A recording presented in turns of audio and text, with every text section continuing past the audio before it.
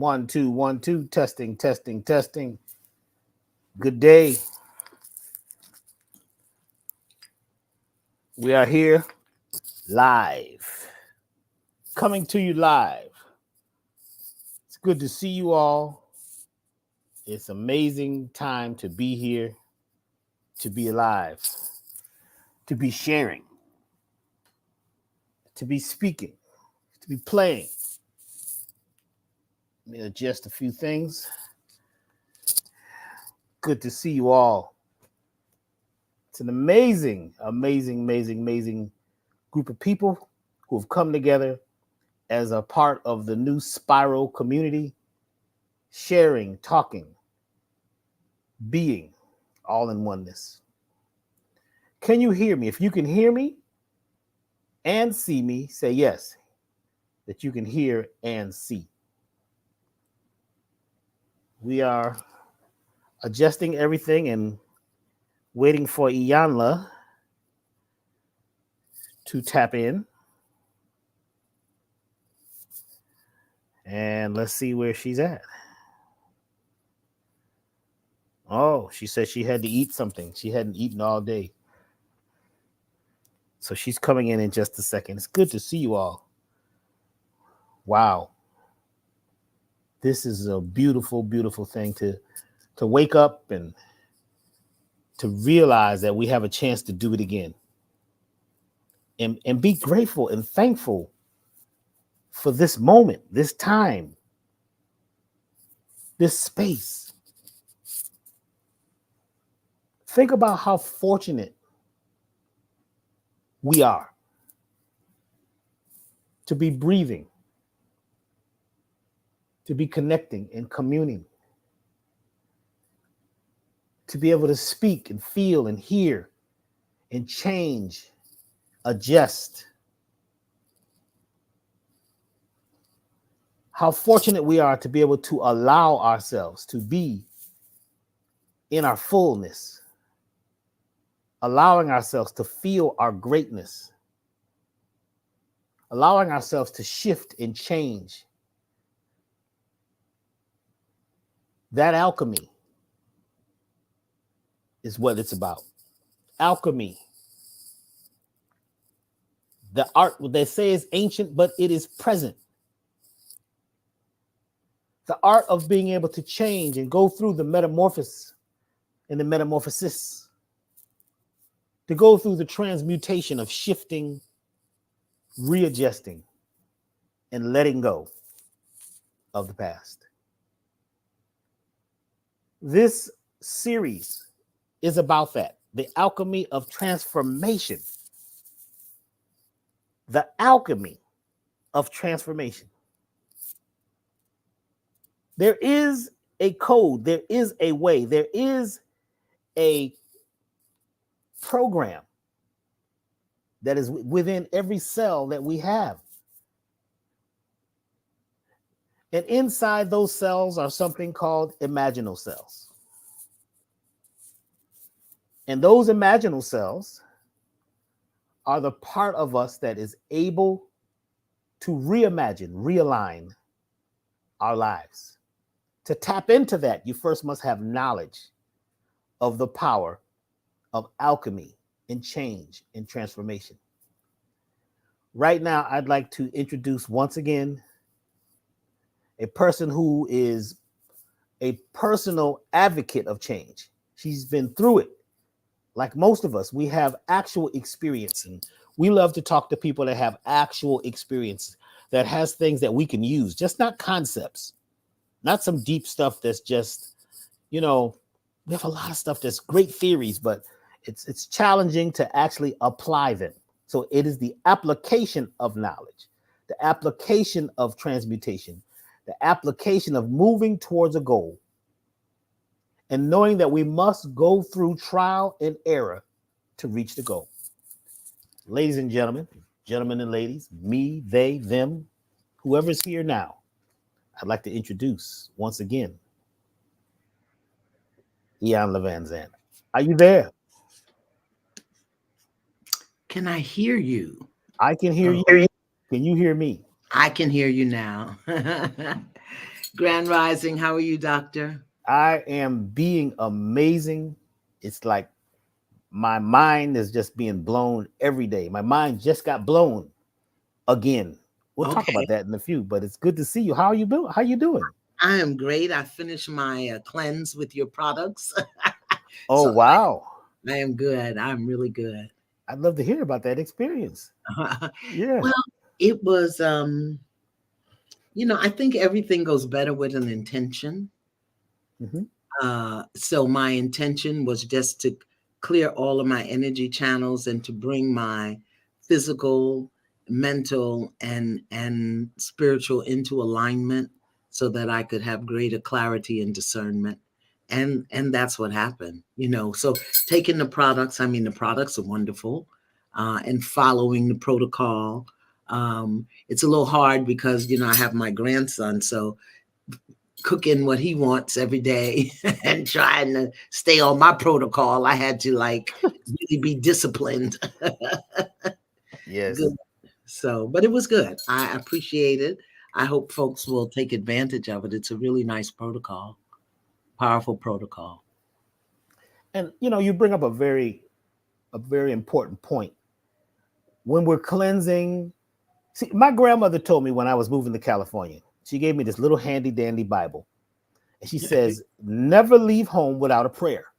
Right. Never go anywhere without an intention. Know where you're going. Know who you're being. Mm-hmm. Every single day. Don't leave home without a prayer. Mm-hmm. So when we're going through a cleanse or we're doing some study, research, we must have an intention, a Yeah. goal, a destination, or in science, they call it a telos. That is where you would like to go. Like a telescope is looking at something. Right. Where would you like to be? Also, being able to give thanks and gratitude for being there now. Be grateful in advance. Right. And when you have that, when you're doing a cleanse or whatever, there's an intention there. It's just not about, oh, I just need to cleanse because I feel dirty. Because Dr. B said I got worms. I got this. No, we have it all. Everything is in us, Yeah. but it's about clearing a path. It's about moving towards a destination. And Yeah. each day we're going to go through that trial and that tribulation.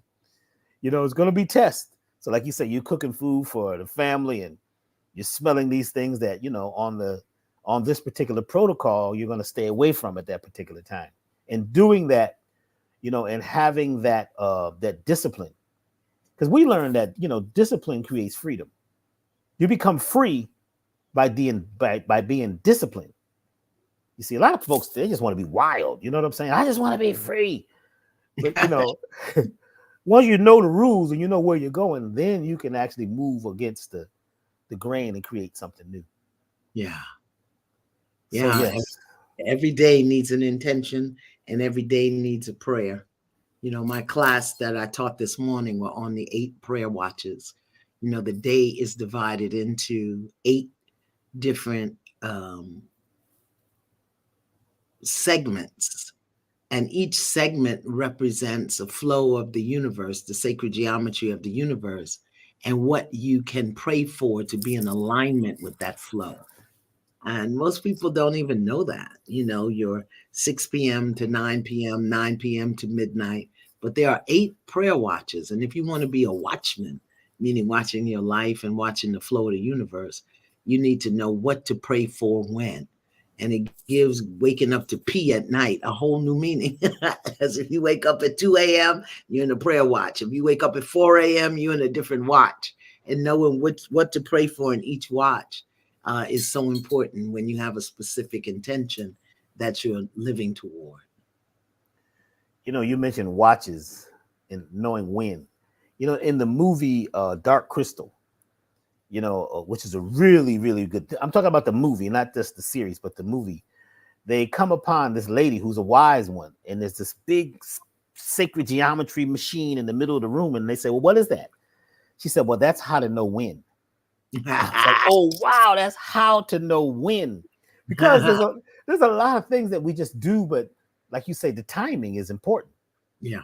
Timing, knowing when to be who you are, and knowing the part of the day would be important. What day, you may be asking for something at a part of the day when you should be actually accepting something Right. or building something. So I'm feeling that what you're saying is that these specific times are times when there's energies available for you to tap into. Is That's that right. correct? Exactly right. That's exactly right. And if you know when, because I mean, of course, you can pray at any time. You can connect with God's source creator at any time. But if you're in the flow, you don't want to be praying for a resolution of a difficulty in the prayer watch hour when you should be resting or meditating. You don't want to pray for something to come forward. You can, but just put it in the right flow and you get a results quicker. So anyway, that was my lesson today. So like grandma said, never leave home without a prayer and never pray without a clear intention. Wow. So can you give us one time, you know, and I guess people can they go watch this? Can they join? And Well, no, the sanctuary is a class. We're ending now. We've been in session since October. The spiritual study sanctuary, how to love the Bible, and I break the Bible down from a metaphysical perspective. But this session is over. They'll be able to buy it online in about 6 weeks, but it's been running since October. But let me speak about this one because this is so critical, and it's what people have called the witching hour. The witching hour. And they made it something bad and dark and ugly, when in fact the witching hour from 12 midnight to 3 a.m., that's the witching hour.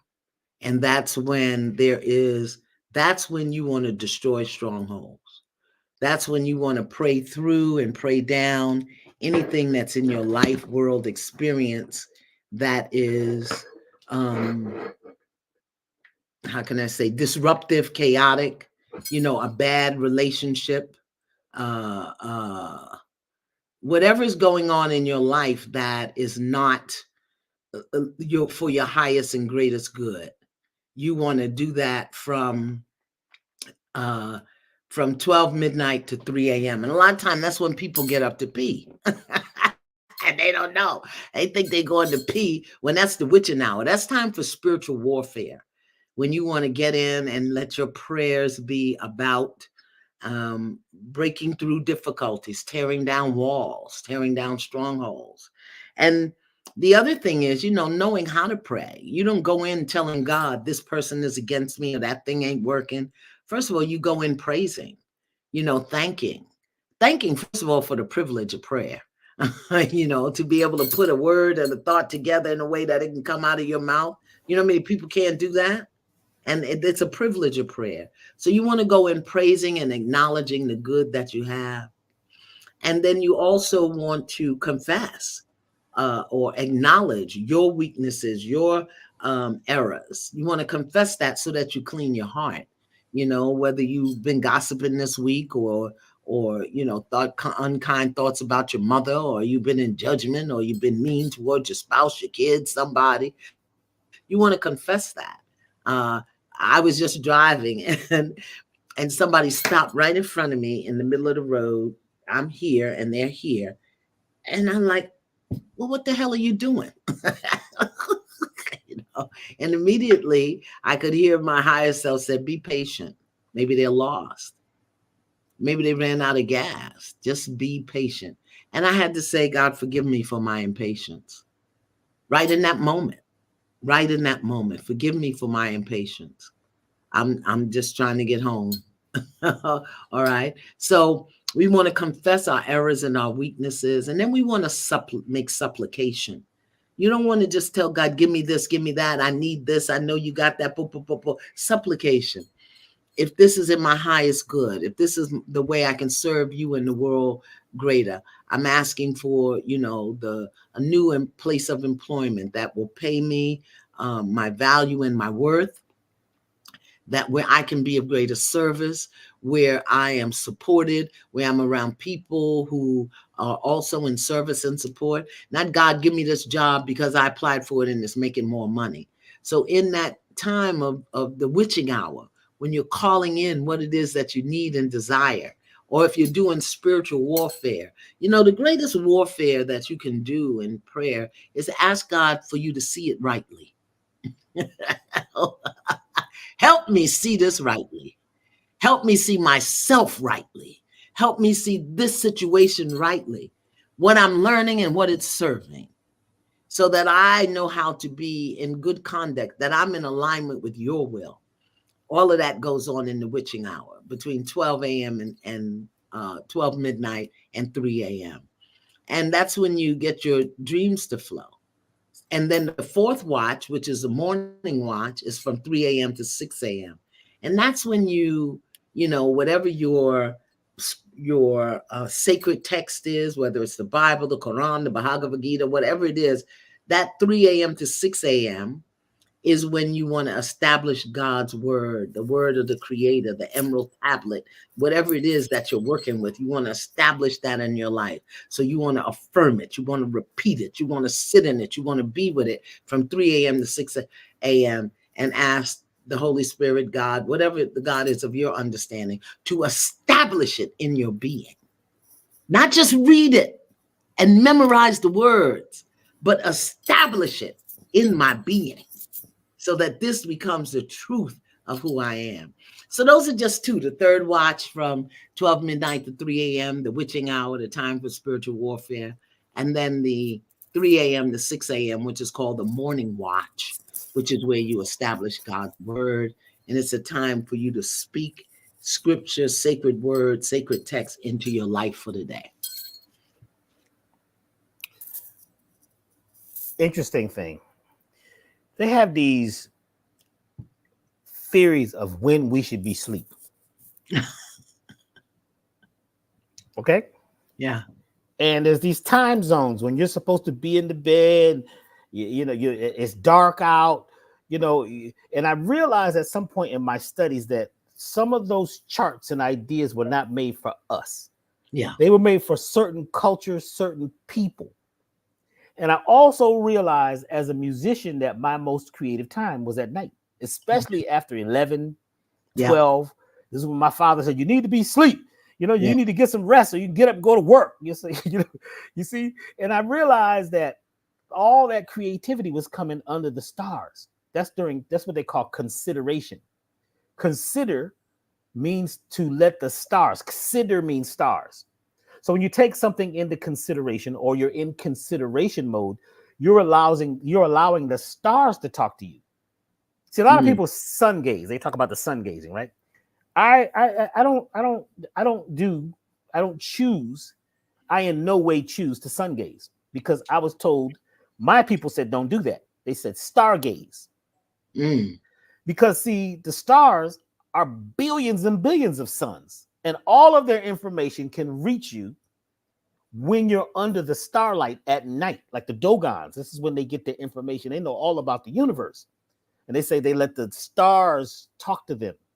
So this is also what they call the lunatic. You see what I'm saying?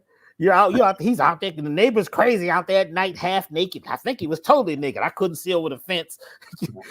They're out there doing some rituals, you know what I'm saying? It's just that's not God's work. And they decide what God's work is. But these boxes that we are in are really interesting.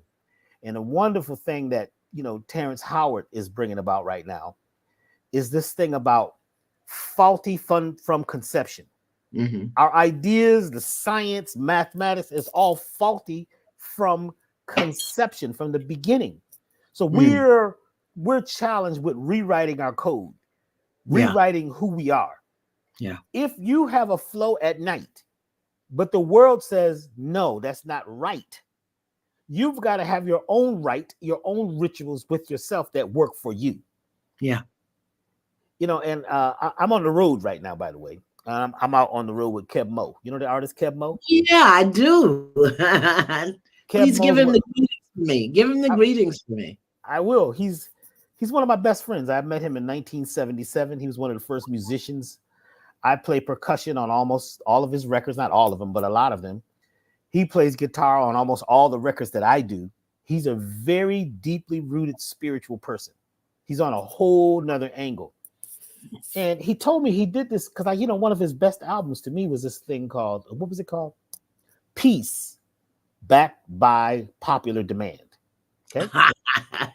Peace, backed by popular demand. And I said, well, Kev, I said, how come that album isn't known? Because he did all of these songs from the 70s, the love songs, the peace songs, Get on the Love Train. He did his own rendition of these songs. Right. I said, well, why didn't the record company put it out? He says, well, they told me to go make a protest album. And I decided to cut to the chase versus talking about protesting. Mm-hmm. I wanted to talk about the result we'd like. Out of protesting, Right. you normally would like peace. So I made an album about peace. He said, man, Right. the record company went off. Yeah. They snapped. We didn't ask you for that. We don't Right. want to talk about peace. We want Right. protest. So you say, well, wait a minute. Why would the record company want you to put out a protest album when sometimes what you're protesting is those industries themselves? Right. Well, it comes to me. When you create tension and stress amongst people, let's say you're creating the stress, you're creating the problem as the company. People beg for a solution. They ask the people in charge for a solution to the problem. The people that started the problem are the people at the top. You're asking them for a solution to the problem that they created, and you'll pay for it.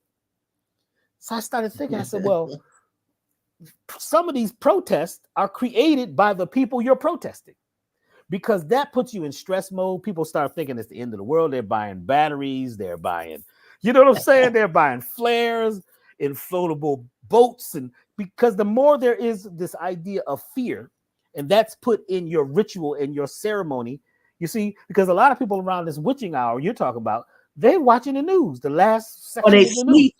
news. They're Or they sleeping. sleep. People are up creating mischief and mayhem. So a lot of times the situation has been put in a box and it's faulty from conception to keep you away from you tapping into your original stuff. Yeah. Now you mentioned watching. When you said that, I kept hearing about, in my mind, it kept coming to me about being on post. When we were young, we used to have to be on post. We used to have these secret meetings, we call it, because we wanted to be like Black Panthers, but they were gone when we got it. They were gone. So we had our own little secret groups. We were like being like a little junior mafia. We weren't doing disagreeable things, but we were attempting to come together as people. So we'd always have people outside on post. They're watchers.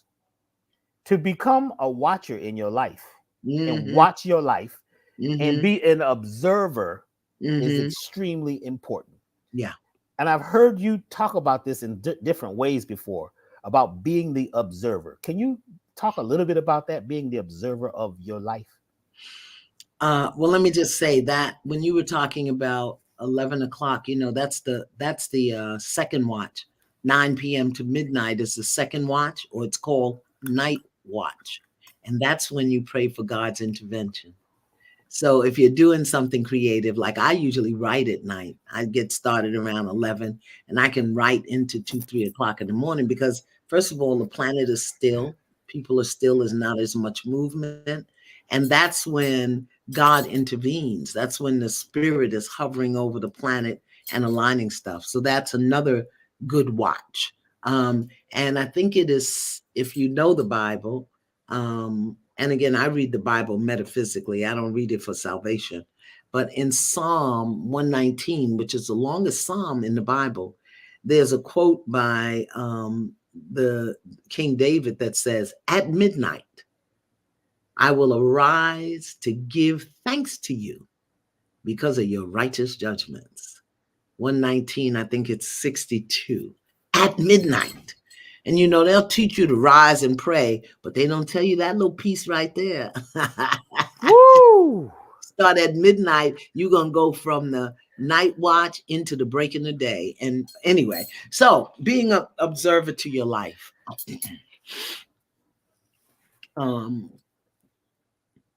We can have a precept, meaning a preconceived idea about something, a precept. Dogs are bad, life is hard, money is scarce. That's a precept. Or we can have a concept. A concept. Okay. Wealth is this.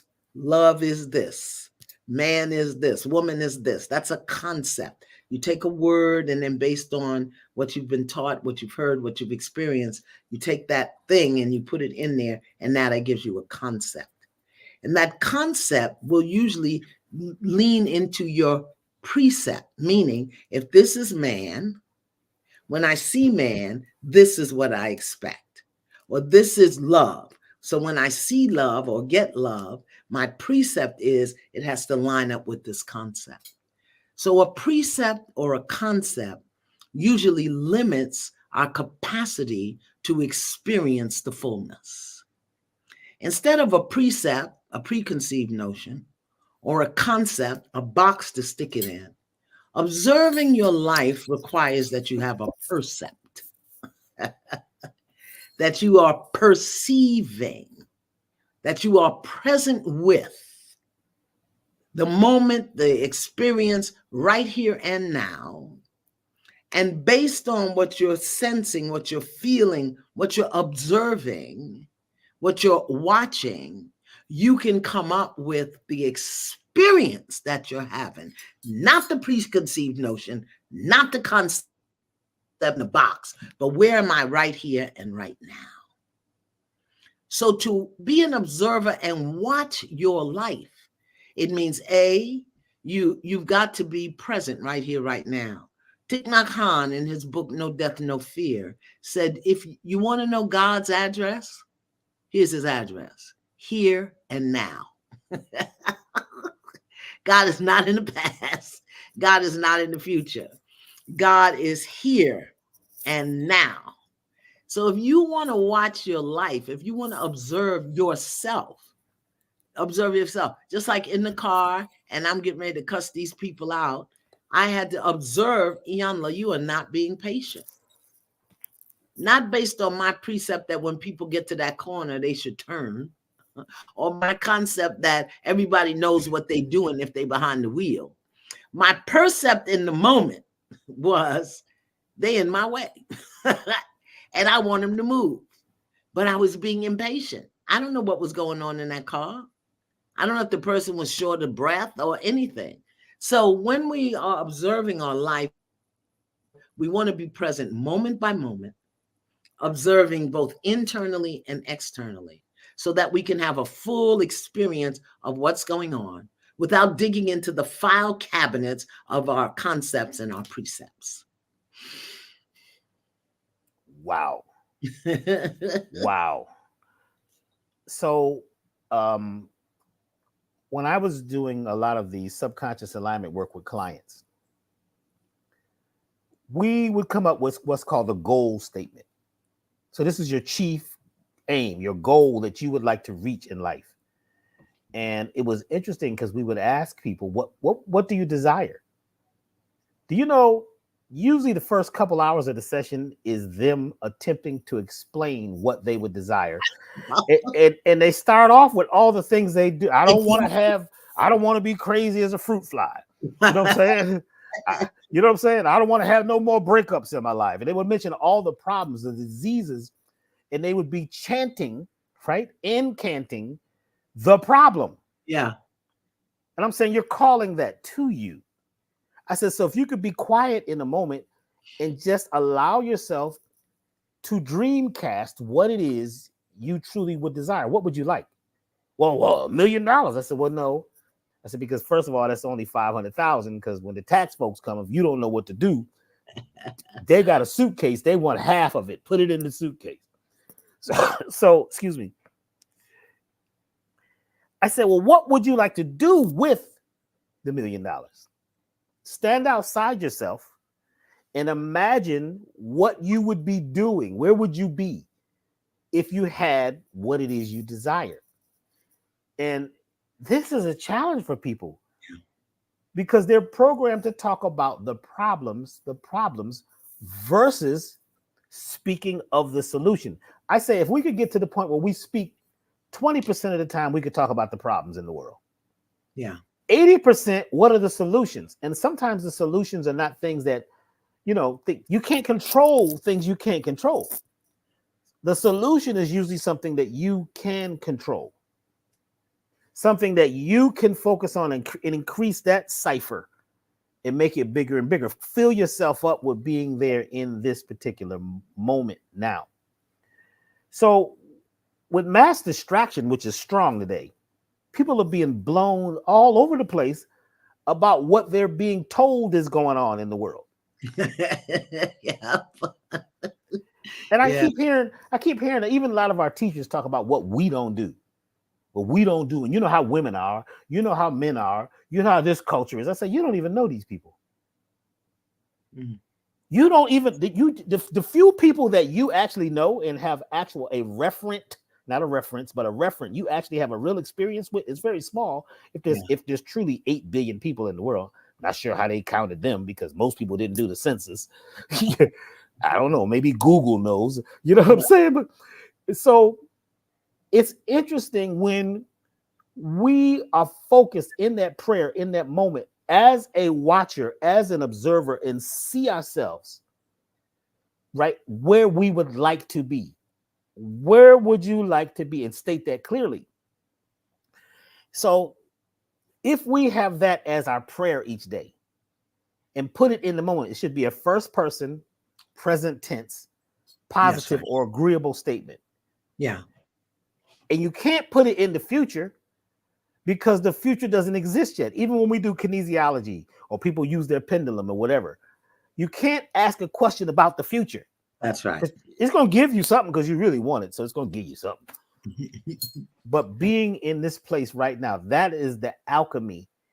And to know what level you're on. Where are you at? What level? Because there's levels to this thing. Tears, as you say, tears. Tears. So, our talk is about tears from the eyes, right? We've talked about tiers meaning levels. Yeah. Then there's terraces. You see these beautiful gardens, and you see talk about terraces. There's these levels going up the hill of different, levels of where they could grow food on a hill. Right. So we are gardeners.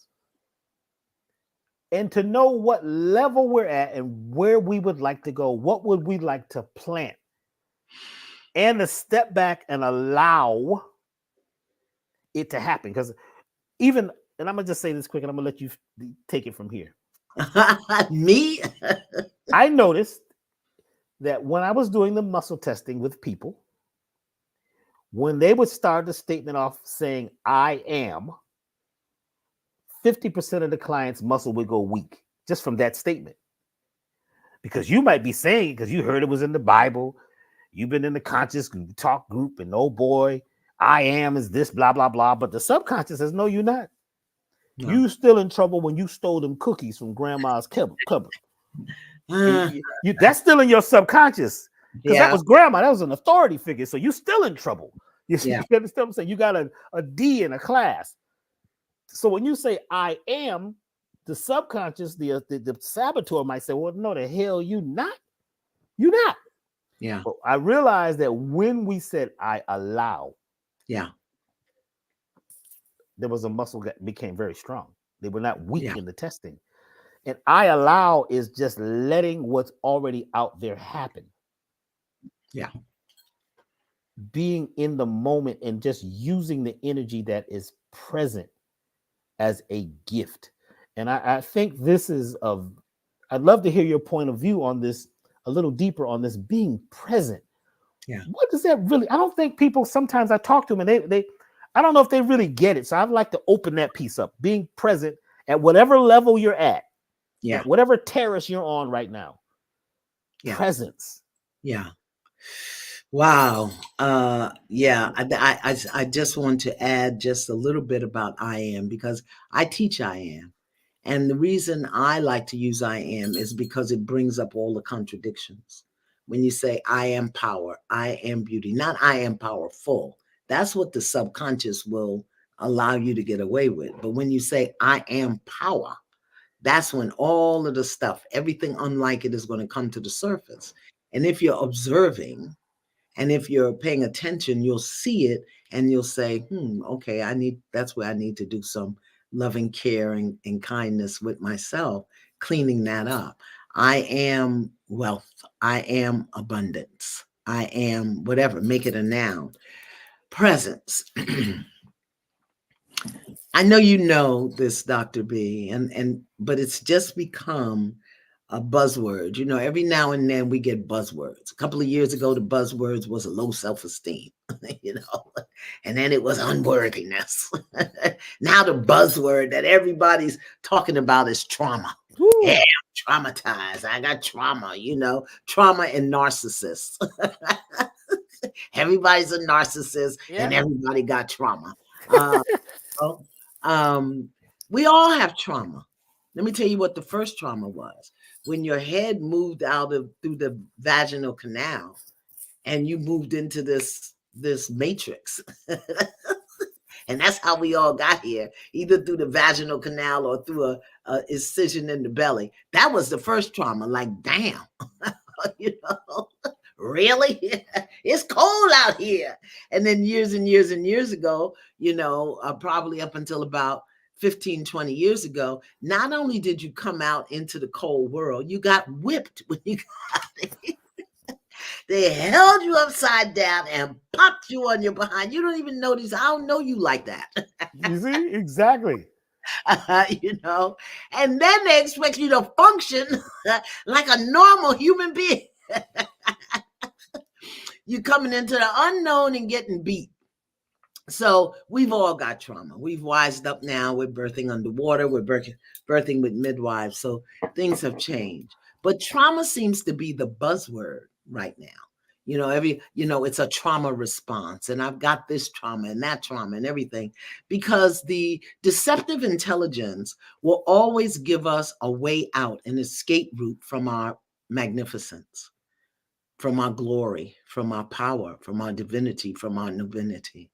You know, one of my favorite lessons in the A Course in Miracles that I've studied since 1977, I've been a student of A Course in Miracles, is lesson 51, which says, there's nothing my holiness cannot do. Nothing. There is nothing my holiness cannot do. My holiness can negate the trauma. My holiness can restore my right mind. My holiness can guide me into my next most appropriate steps. But that means I have to be here and not in the trauma. This trauma is an escape route for us not to be fully present at God's address here and now in this moment. And the way you become present is breathe. You can't breathe for yesterday. You cannot breathe for tomorrow. You can only breathe here and now. So the more conscious we become of our breath, and the more that we begin to breathe into every aspect of our being, breathe into your toes, breathe into the balls of your feet, breathe into the arches of your feet, breathe into your heels. Just breathe. Take that breath in and send that energy right down into that part of our body, because some of our body parts haven't breathed. I mean, you know, we're breathing. And again, I say to women all the time, breathe through your vagina. And the men in the room like freak out. I don't know what y'all supposed to do with your penis, but I know what to do with a vagina. Okay. Breathe, pull that air in, and it'll go right into the sacral, into the solar plexus. And when you exhale, let it out. Or pull it in to the sacral and the solar plexus, right through the madam, pull it in as though you had a nose there, and push it out the top of your head. That's going to anchor you in this moment right here, right now. So when we talk about being present, we're talking about being in touch with, aware of, first of all, the physical, every part of you. When was the last time you greeted your elbow? What's going on in your elbow right now? I mean, is it moving smoothly? Do you have, what was the last time you greeted your shoulder blades? because that's where your wings expand from the shoulder blade, because we all have wings, because we're all holy, and there's nothing our holiness cannot do. So just being present means being in touch with, aware of where you are, who you are right now, the fullness of it. And then if you can do that, and instead of listening with your ears, listen with your whole body. You know, when I hear you speaking, Dr. B, I'm not listening up here. I'm listening with the essence, the energy of who and where you are, because I'm present right here and right now. I'm not present in my response to you. I'm not present trying to debate what you said or disagree with your opinion or trying to want. I'm right here, right now with you, right here. So presence is the fullness of who you are from the soles of your feet to the crown of your head, and awareness of that in this moment that allows you to experience the fullness of what's going on. You know, I was just in the car talking with one of my sister friends, and it just blows my mind. I said, I guess I should go see my doctor this year. I said, I don't never do what the hell she tells me, because she keeps trying to convince me that at 70, I got to have something wrong with me. And I don't. I don't take a pill. I don't have nothing. You know, and I'm really, I don't know what 70 looks like, but it ain't this. Okay. Because I'm present with myself moment by moment by moment. And the thing that I discovered many years ago in is that we don't have a health care system. We have a disease care system. A disease care. They don't care for your health. My doctor never tells me what's good with me. She's always looking for what's wrong with me. But because I'm present in my body, if I get a twitch or an itch or a bump, or I'm like, okay, who are you? What do you want me to know right now? What's going on? What's happening? I can only do that if I'm with myself, within myself, moment by moment by moment. Whew. I hope that answered the inquiry. So when we say things like holiness, Yeah. a lot of folks go back to church. Yeah. So what you say sometimes could bounce off their ear, and they don't hear it because they had such a traumatic, there we go, with traumatic situation with not with church itself, but maybe leaving church, because that could be traumatic. That Yeah. might be deeper than the church. You trying to leave, you know. Uh-huh. So when you say holiness or holy, Yeah. give us your picture of that. That means the image and the likeness of the creator that I allow to experience myself to express and experience. I'm not talking holiness hanging on the cross, but I do remember that, you know, I am the molecules in my being, the atoms in my being are come from the chief architect and creator of the universe. And that makes me whole, WHOLE, nothing missing, nothing deficient, no matter what it is. And so there's nothing that my wholeness, my holiness cannot do. My holiness is radiant health. So if there's a dis-ease or disruption in my energy field, in my physical body, let me turn to, let me acknowledge, let me affirm, let me call forward my wholeness. If there's a disruption in my mind, you know, my mind is one with divine mind. So let me remember that I'm whole with divine mind. And instead of evoking what I don't know, what I'm confused about, what I'm upset about, let me get in alignment with divine mind so that I can be whole. That's my holiness. So it's really important that we've been, you know, how we've been programmed. And again, the precept and the concept, to the point where we don't even recognize our percepts. Can you perceive your wholeness in this moment? Whether you've got hypertension or diabetes or ED or whatever? Can you still perceive your wholeness, and can you invite that into this moment right here, right now? Because God don't wear a watch, so it only takes a second, a nanosecond. What the God source creator, the luminous energy of life can do in you, for you, with you in a second, sometimes can't be accomplished with 24 years of working. I find it interesting when I was saying this thing about, going to my doctor. Somebody says, please go to a naturopath.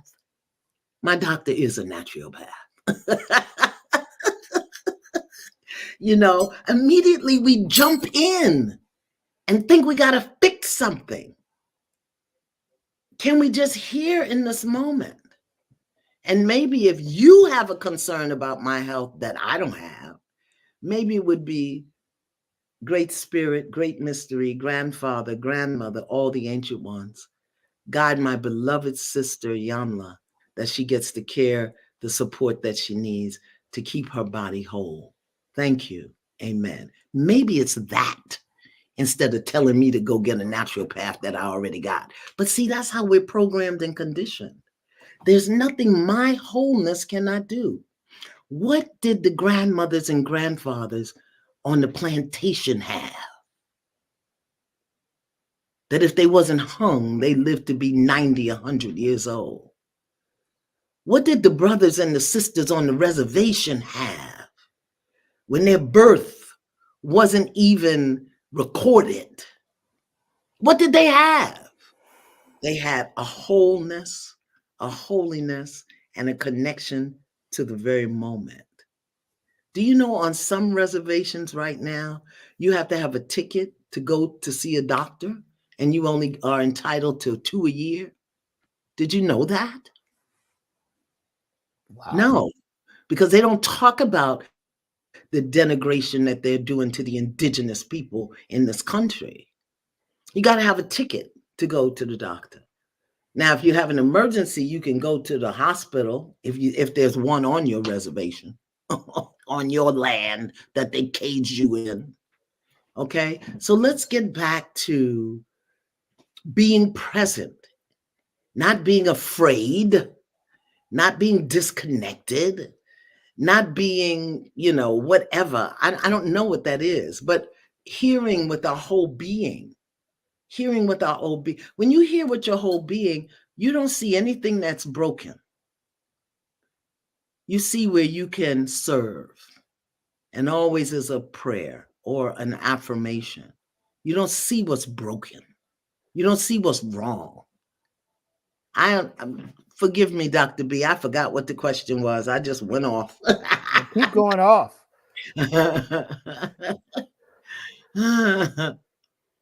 Yeah, I'm saddened by how powerful we are and how weak we behave. Just saddened that we have been talked out of, duped out of, convinced out of our power. Our power.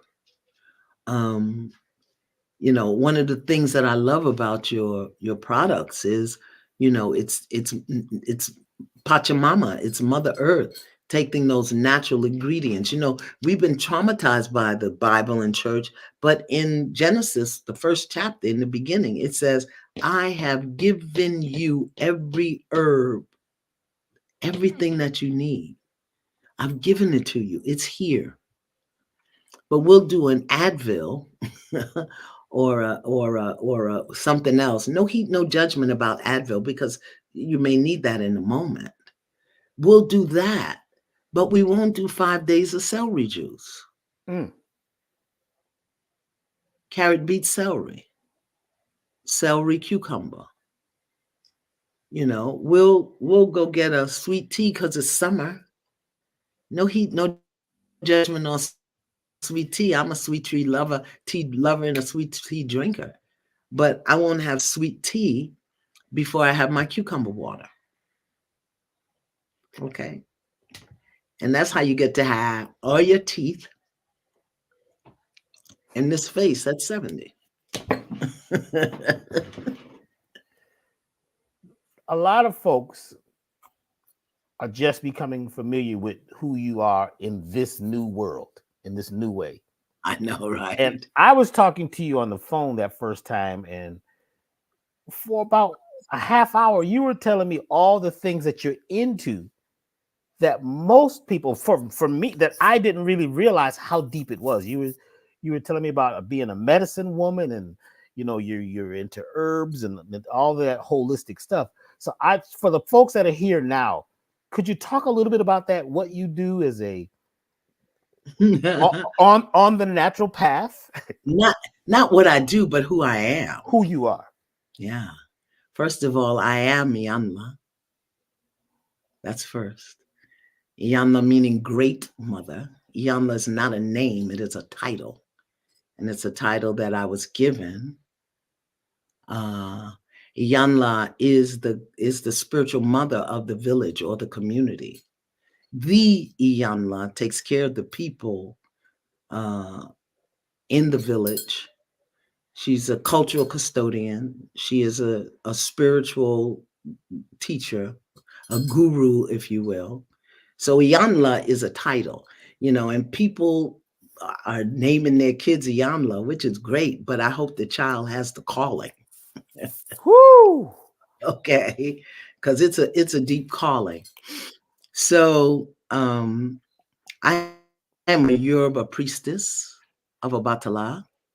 42 years ago, I was initiated into the spiritual rites of my matriarchal lineage of the Yoruba people in Dahomey, who migrated down into southwestern Nigeria and are known as the Yoruba. Yoruba is not a religion. It is a culture. It is a language. It is a way of life and living. And I am a spiritual custodian and a cultural custodian of the Yoruba people. I am a priestess of Obatala. Obatala is the energy, essence, deity, or Risha, whatever you want to call it, of knowledge, of wisdom, of pure character. About 5 years after I was initiated as a Yoruba priestess, I was ordained as a minister of New Thought Christianity. Because I can't work with something or in alignment with something or even against something if I don't know what it is. I have to know what it is. So I understand what they call New Thought Christianity, which is metaphysical in nature.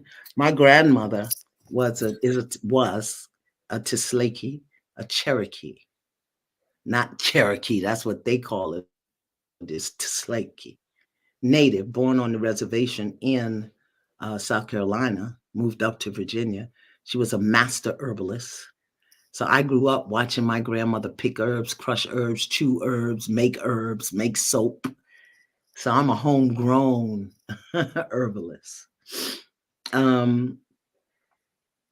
After I was initiated, ordained as a New Thought minister, my mentor, Dr. Jeremiah Wright,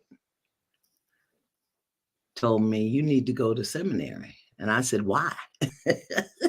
He said, so you can understand the foundation and the crux of what's being taught and mistaught. So I did. So I'm a seminary trained minister. I didn't allow them to ordain me because I wasn't willing to align with the parameters.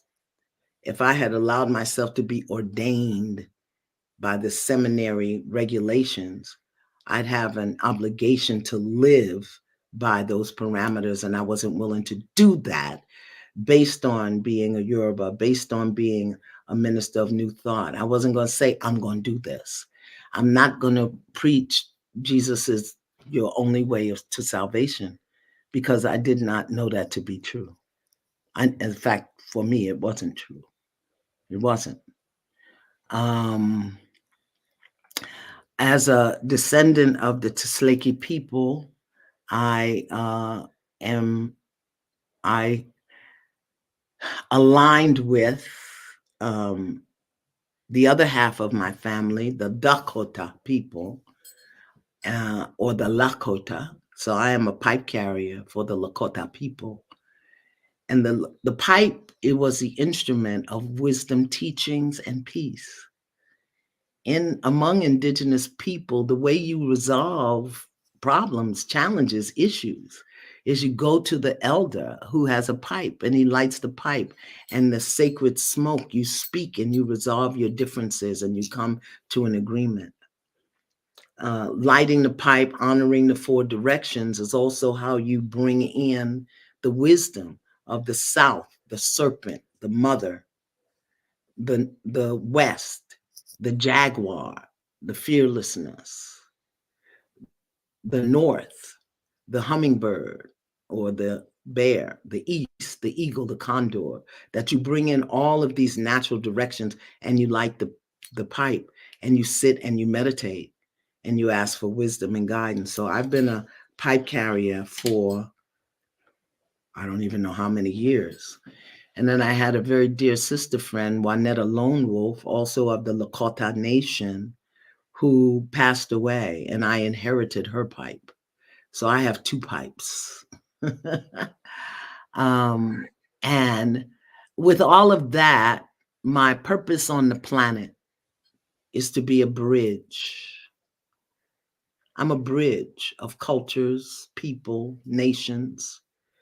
And so the way that the Creator has used me or uses me is to find the similarities of all of these nations and traditions and cultures and processes and bring them into one integrated form that is practical, personal, and accessible for the people on the path. So people get mad, oh, she's a Yoruba and she's not. Yeah, but I'm not just a Yoruba. I am Iyanla, the great mother. Big Mama is what they call her. And I'm a bridge. That's my purpose.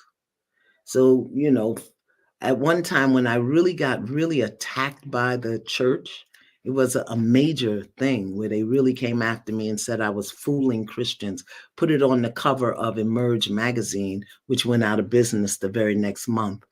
You can check it out. They didn't know what I was. Well, is she Yoruba? Is she Christian? What is she? How about I'm alive? How about the wisdom teachings have manifested many ways in different culture, but there's only one truth. How about I'm a teacher of truth? I express it as in the feminine form as a woman of color, but I don't wear your labels. If you need prayer, I'm gonna get you a scripture. If you need ceremony, I'm going to lay you in the dirt and get my pipe. If you need to move forward, I may whip out a crystal. Don't put me in a box, because this is how the Creator made me. And here's what I know, and then I'll shut up, Dr. B. Even if I'm wrong, even if I'm out of my ever-loving mind, if it's wrong to be a Yoruba, if it's wrong to light a pipe, if crystals are from the devil, if I'm using scripture in the wrong way, even if I'm totally wrong about everything, I am still going to meet a forgiving God.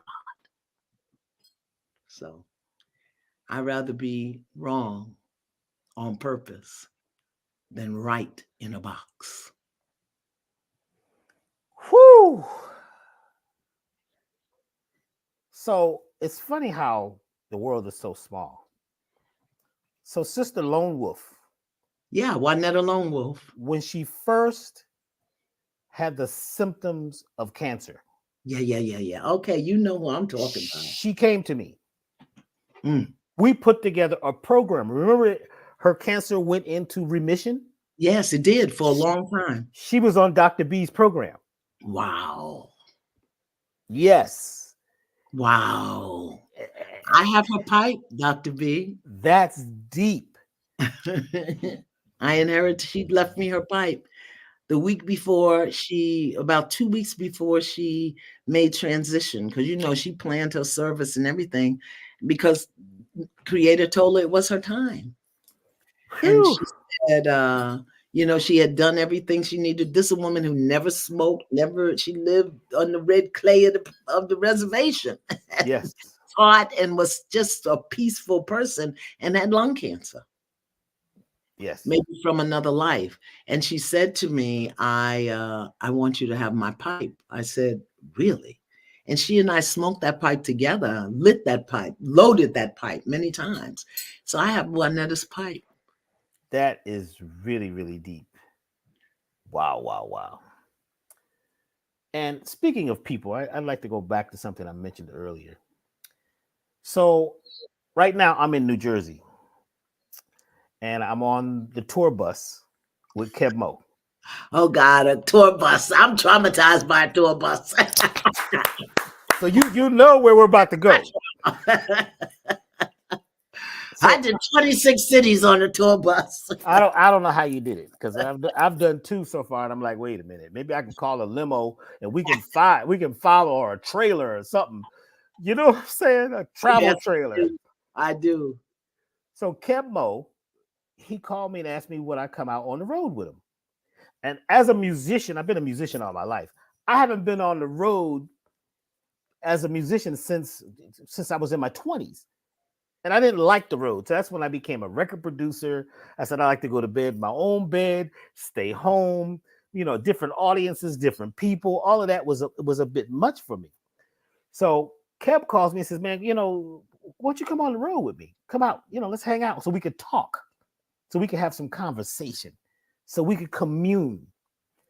So I come out with Keb Mo, and I got to learn like 20 something songs, because I got to learn his songs so I can be right on the stage, right? So I'm practicing every day, getting my thing in, because this is one of the things I really love is music and playing the conga drum, because the conga drums are about communication. Yeah. They're messengers. They're not like djembe. Djembe is more for celebration. This is about messages, and this is why a lot of the music in the 70s always had congas, because it was about a message from Mother Earth. It was about a message from the forest, or a message from village to village, or from people to people. And that's what I do. I'm a messenger of drum and rhythm. Yeah. So we're about to go on stage at the first gig. Just got off the bus. We're in what's the name of the place? God, it's the Hamptons. Oh. We drive into this place, and I'm like, oh my God, this is like a fairy tale place. People are all basically dressed the same. They're talking softly and they're walking. It's a whole thing. They know that you ain't from here. They look at the bus, everybody stops. They show you right where the venue is. Go right there. You know what I'm saying? Yeah. So we're about to go on stage. My blood is pumping because I haven't done that thing like that in a very long time. And Keb Mo is a very specific person. He needs things to be a certain way. So as we're walking on the stage, the audience is screaming. You know what he whispers in my ear? And I got to read this because this blew my mind. Let me find it. Hold on now. Let's breathe. Here we go.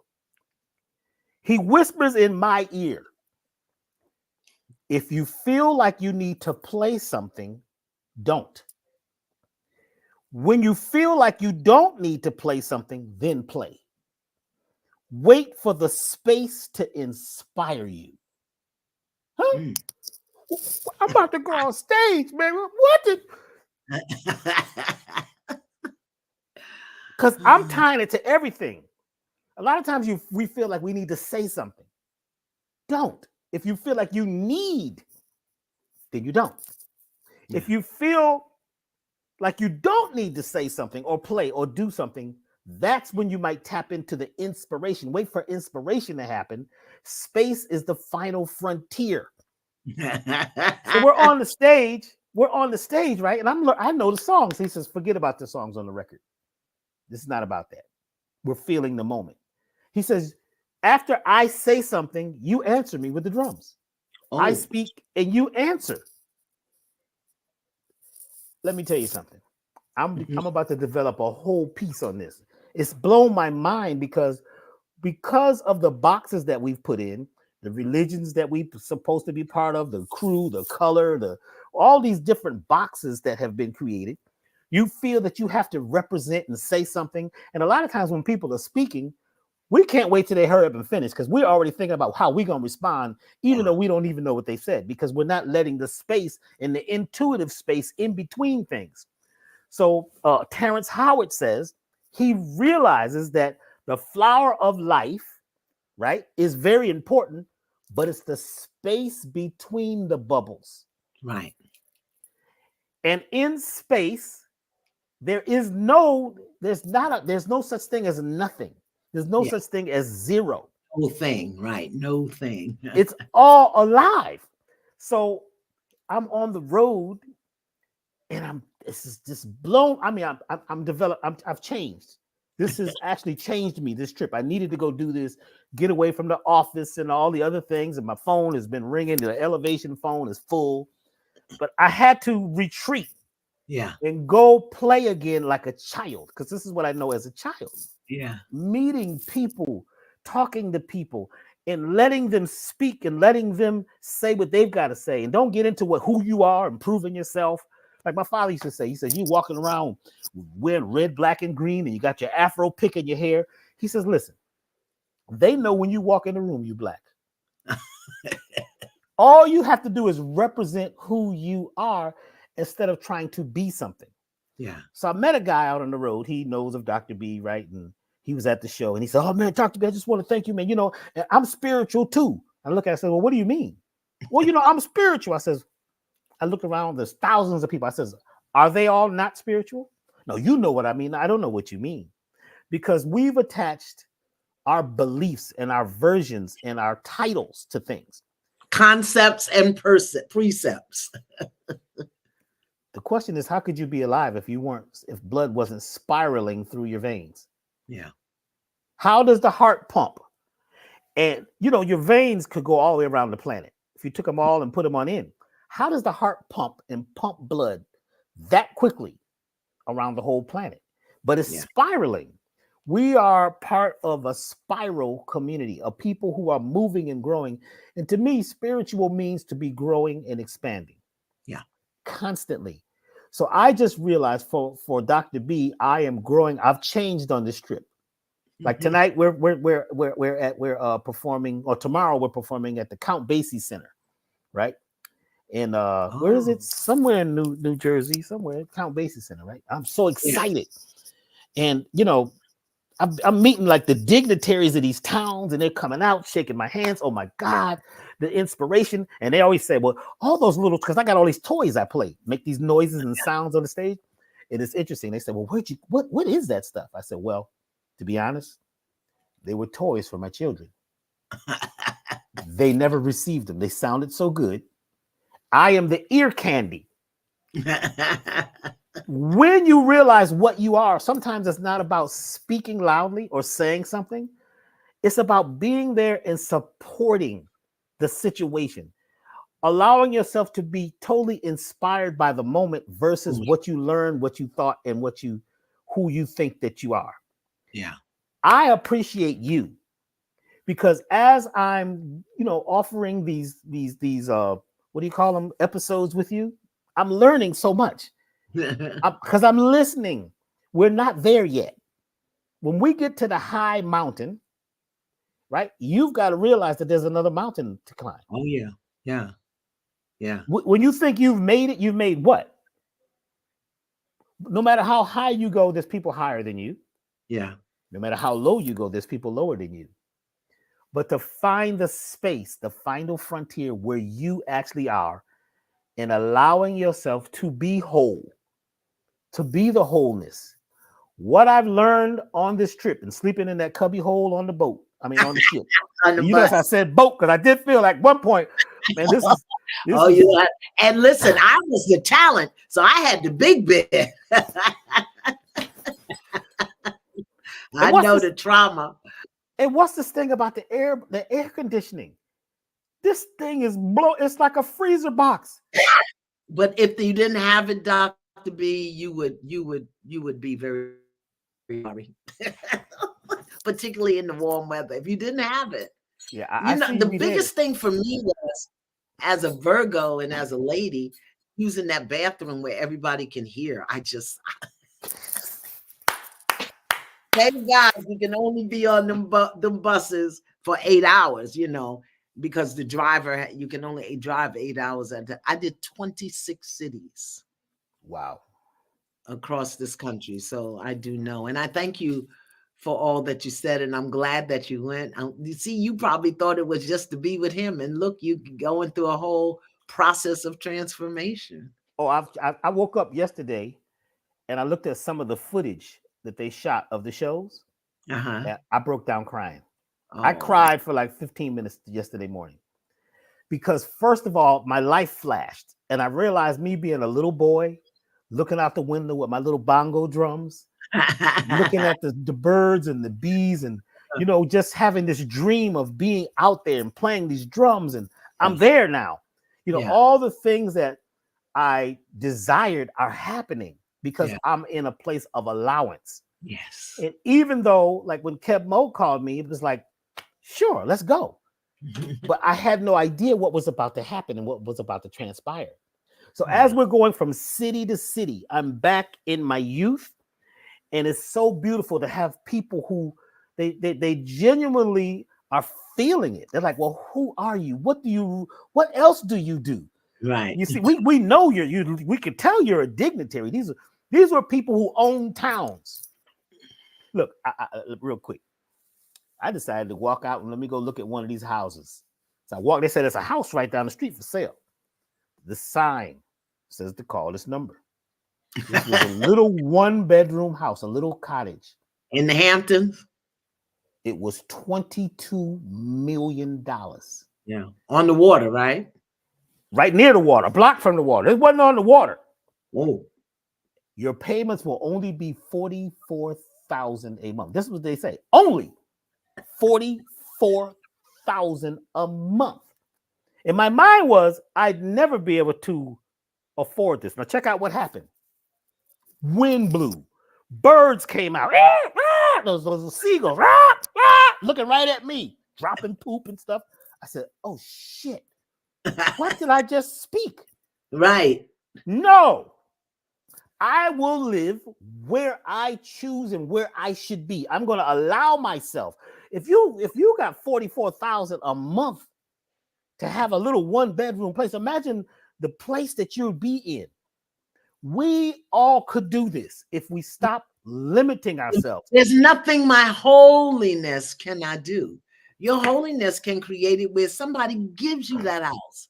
Maybe you saved their daughter from a fate. You don't know. We don't know. Stay present in this moment, open to all possibilities. What makes you think that because it's $44,000 a month that you have to pay it in order to live in it? But that's what we do. Yes. We immediately go to the percept or the precept or the concept. Whew. Goes to the percept in the moment. Wow. But this is where God wants me. Wow, I can hardly wait to see how this is going to happen. I'm on the tour bus. Guess what I did last night? Because I decided I wasn't going to sleep in the cubbyhole. It was only 2 hours from one city to the next, so I stayed up talking to Kev Mo. And as I was on the bus, I started designing the tour bus. I have designed in my mind a holistic natural tour bus from natural fabrics. It's got crystals in the seats. Everything is the air conditioning has all the different things to ionize the air. I was like, yes, this is basically a vehicle ship, and I am here right now to experience this so we could change the paradigm. Yeah. Well, there are some people that tour who would be interested in that. Oh yes, Your idea. Yeah, your ideas. Yeah. A lot of times is the idea that, no matter what it is, people will purchase it. There's people out there that have endless money. Yeah. But I love, go ahead, I'm sorry. Or they may bring, the universe could bring you the money to create the prototype. I'm not opposed to any of it. If it is time for that idea to be born, then the way will be made. If you're in alignment with it, If you're on the Merkaba of that thing, if you're on that spinning helix of it, you have the idea, and the what. Let God handle the how. Woo! The what. That's your intention. Let God handle the how. We get all up in God's business, the business of the universe. I remember when I bought my house, when I bought my home, I owed a lot of taxes. I didn't have bad credit. And I owed taxes because after losing my daughter, I also lost my mind. And so Woo! I didn't file taxes for 2 years. And then when I needed to file them, I owed money, and then the penalties and the interest. So I had this huge tax debt.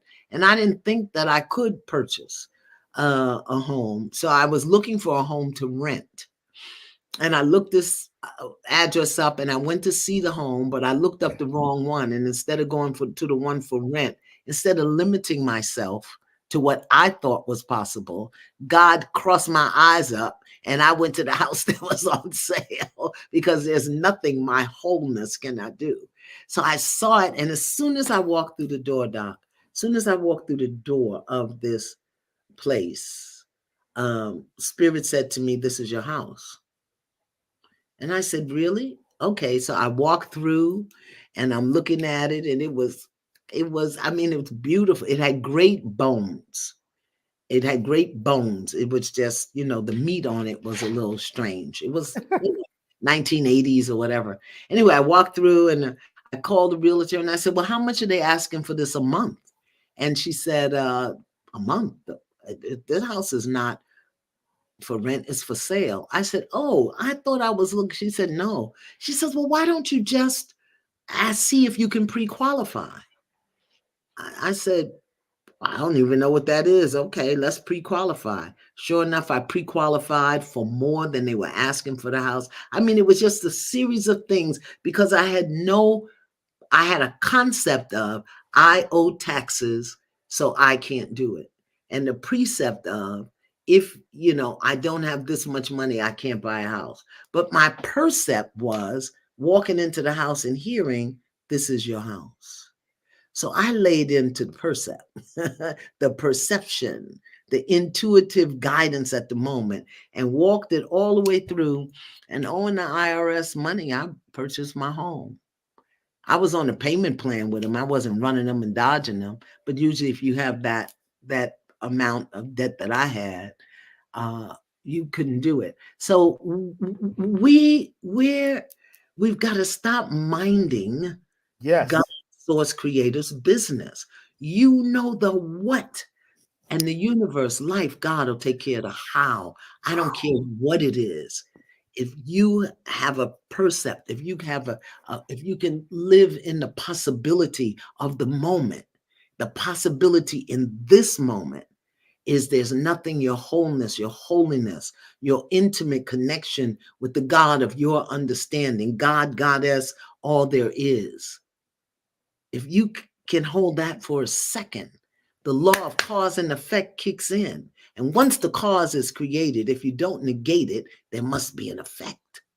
Once the cause is created, if you don't negate it, there must be an effect. That is the law. That's the law. Since we're in story time,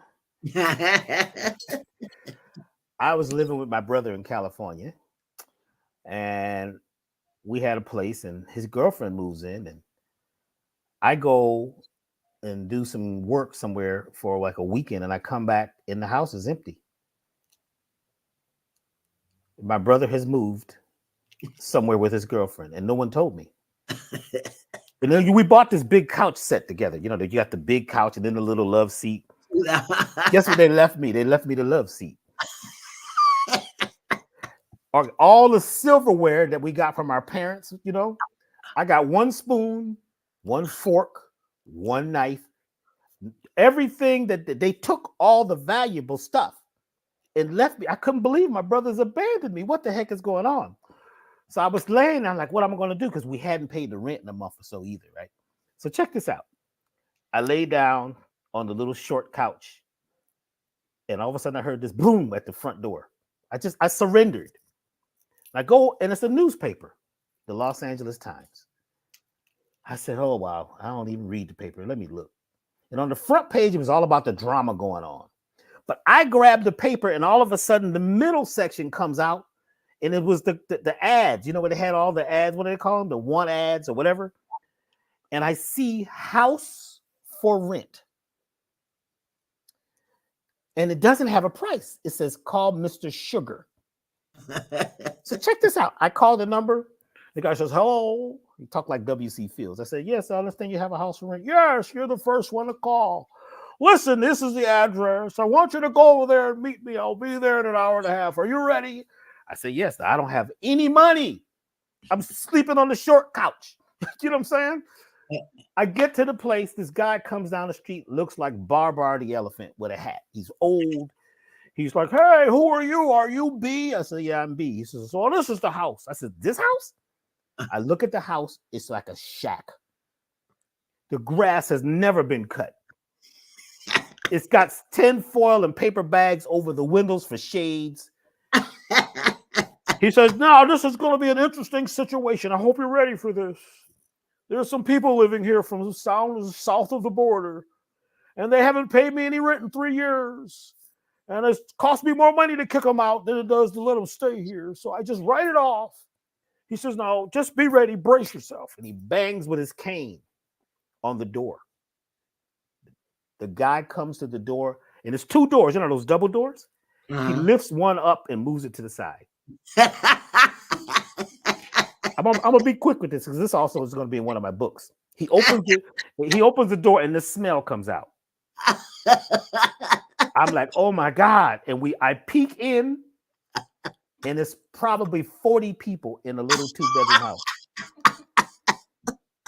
I mean, literally, I may be undercounting. They was off up in here. It was like a village in the house. Clothes was piled up, diapers. It was like crazy. The smell was terrible. No windows are open. I'm trying to hold. He says, see, look how they live. It's just wild in here. All their friends keep coming. So I'm looking around. I was like, I can't live here. We go in the kitchen. It's terrible. It's bad. It just keeps getting worse. I'm about to be sick because we can't do this. We get to the end of the tour of the house. We open up this bedroom door. He toured you through the house with all of those people in there? Nobody was speaking English either. He just said, I'm here, I'm the owner, comprende, owner house. They was like, they went about doing their business, right? So I gotta give you this piece. We open this 1-bedroom door, and I see children on the floor playing. And I hear this moaning and groaning and hollering. And I look to the right, and this man was with his, I guess it's his woman. They're butt naked. They was getting busy. Let me tell you something. The brother, I gotta give you this graphic piece. No, I'm not gonna tell you. That's private. I can't. It might be some children listening. They was getting busy right there. The children are playing. It don't even bother them.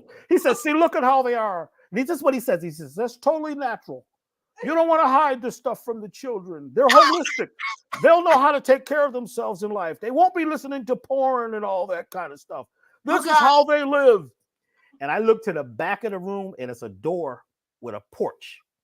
And it's enclosed. And I say, oh, my God, I could build a recording studio here. Now, where the man and the woman are having intimacy, I said, that could be where my mixing desk is. The drums could go back there. So I told myself, we need to talk. So we run outside, right? And he says, so what do you think? I said, I love the place. He says, you love it. That's a strange word to say about this place. He says, well, if you want it, you can have it. All you got to do is get the people out of there. If you get them to leave, I'll give you the house for 3 months. I go home. I'm trying to figure out how am I going to do this? I got to get this place. And you know, I was from Connecticut, and when I was 16, they gave us a driver's license with no name on it. This was a green card with a Connecticut seal on it. I said, wait, green card. I went to the house the next day, and I walked in the door, and I held up my card. I said, green card. Such and such. You know what I'm saying? That's all I said. Green card, right?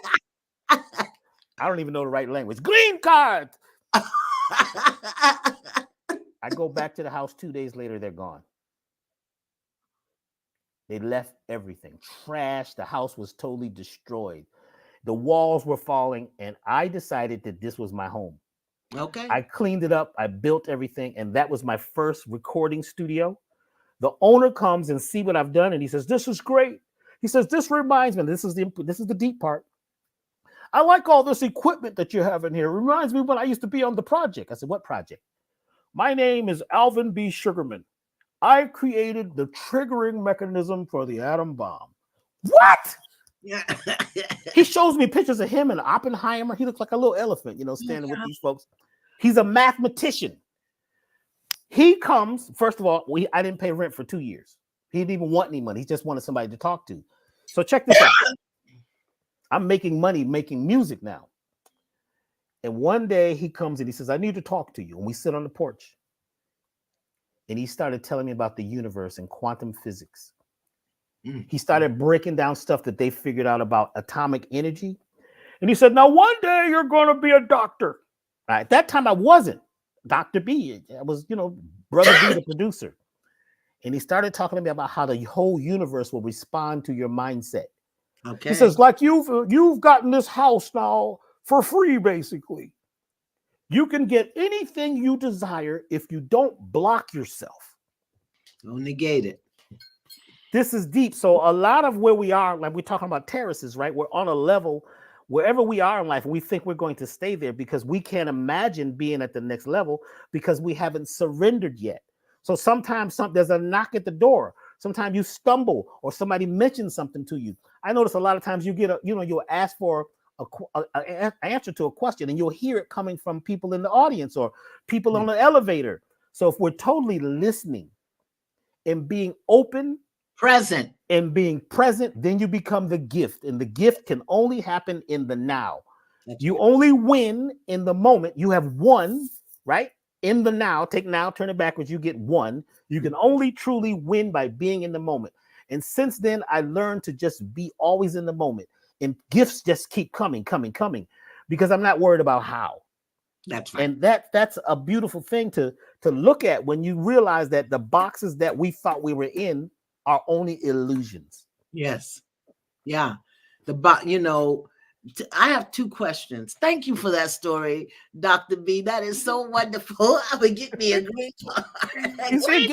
Green card.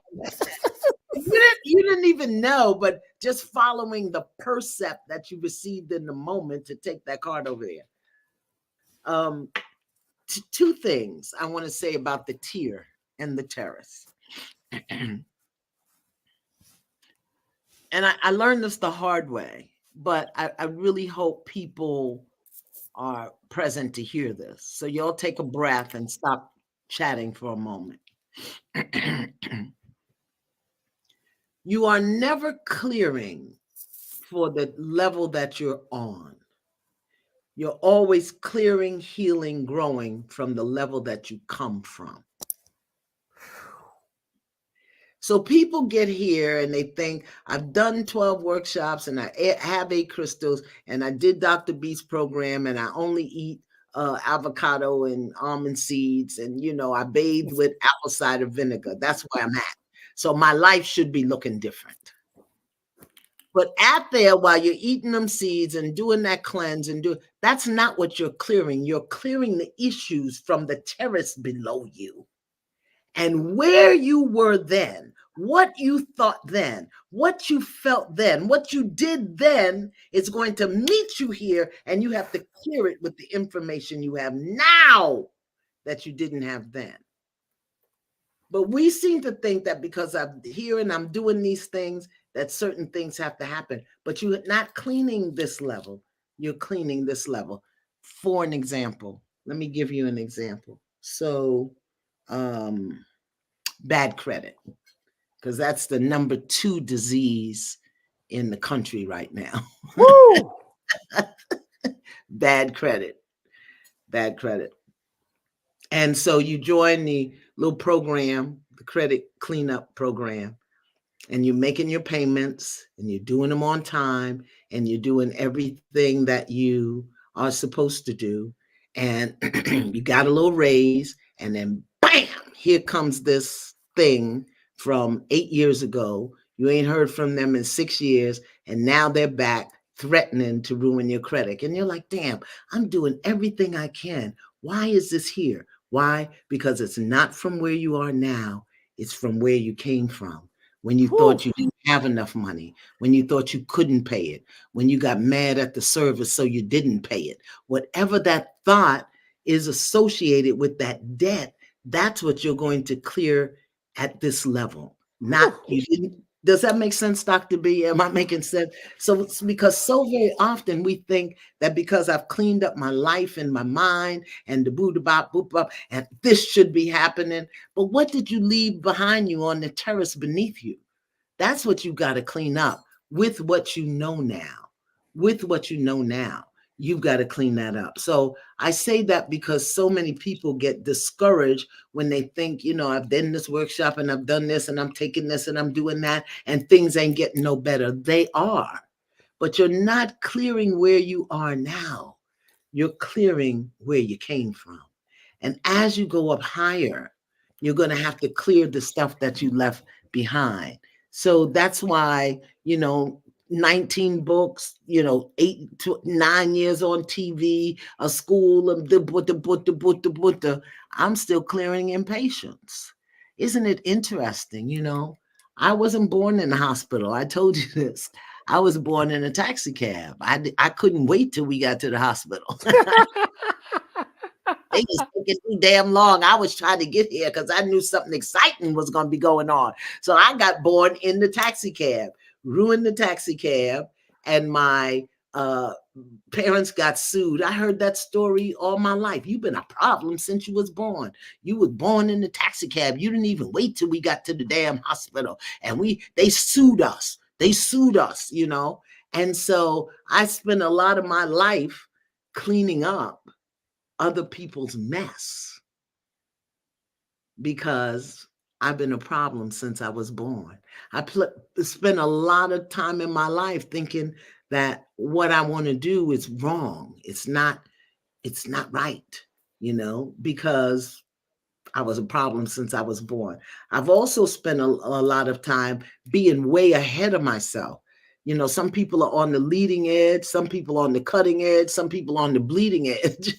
You know, the bleeding edge is when you so far out, you cut yourself, and the things that I've done, and people said it couldn't be done. And now everybody's doing it. You know, when I did Fix My Life, network television told me it couldn't be done. And God bless Oprah Winfrey, who simply said, let her do what she want to do. If that's what she want to do, let her do it. Okay. So understand that you're not clearing from the level that you're on. It doesn't matter what you know, what you do here. What comes up to challenge you, what rises up to stretch you is what you didn't clean up at the level beneath you. So let's go back. Okay. From what I have heard, you were an attorney. Yeah, criminal defense attorney. You were at a certain level. Yeah.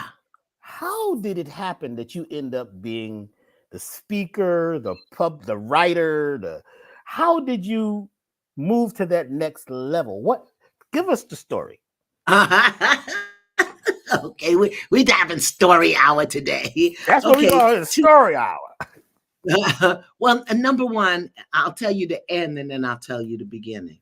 I grew up as you know, in New York City, you know, dysfunctional family, in poverty, and what I wanted was power.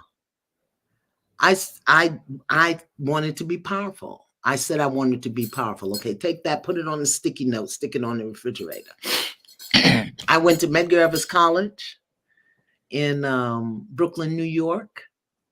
And everybody used to say to me, you'd make a great lawyer.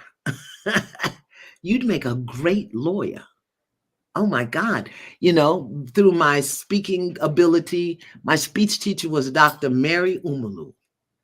And Dr. Mary Umalu said, you know, you've got a gift. She said, what you do naturally, takes me years to teach people.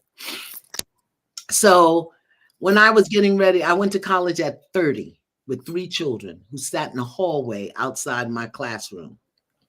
And I didn't know I was going to college so I could get off welfare and get a better job. That's why I went to college.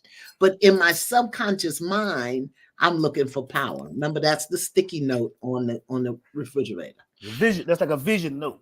Well, Like a little vision board, right? Right. That's my little vision board, my one sticky note vision board. So when I got ready to graduate from Medgar Evers, everybody, what are you going to do? What are you going to do? And one of my advisors said to me, why don't you go to law school? And I said, well, I ain't got nothing else to do. I got a college degree. I guess I meet the criteria. And the City University of New York had just opened the law school at Queens College, and it was law in the service of human needs. I wanted to go to the one that was in DC, but the year I graduated, they closed and CUNY opened. Anyway, so I went to law school. Again, with 3 kids. I had a stick shift Fiat that I used to drive to school every day and work at night. And went to law school, finished law school. I got offered 3 jobs, one in Florida, Dade County Public Defender's Office, one Morris Dees for the Center for Southern Poverty Law Center, and the other one for the Philadelphia Public Defender's Office in Philadelphia, because they came to hear us do our mock trials. I got offered 3 jobs. I had 3 kids. So I took the one in Philly because I can get back and forth on the train. And I started practicing law in 1985. Ooh, shh, don't tell nobody. And I hated it. I hated it. I hated going in and out of the jails every day. I hated seeing my brothers locked up. I hated the injustice that I saw. I absolutely hated it.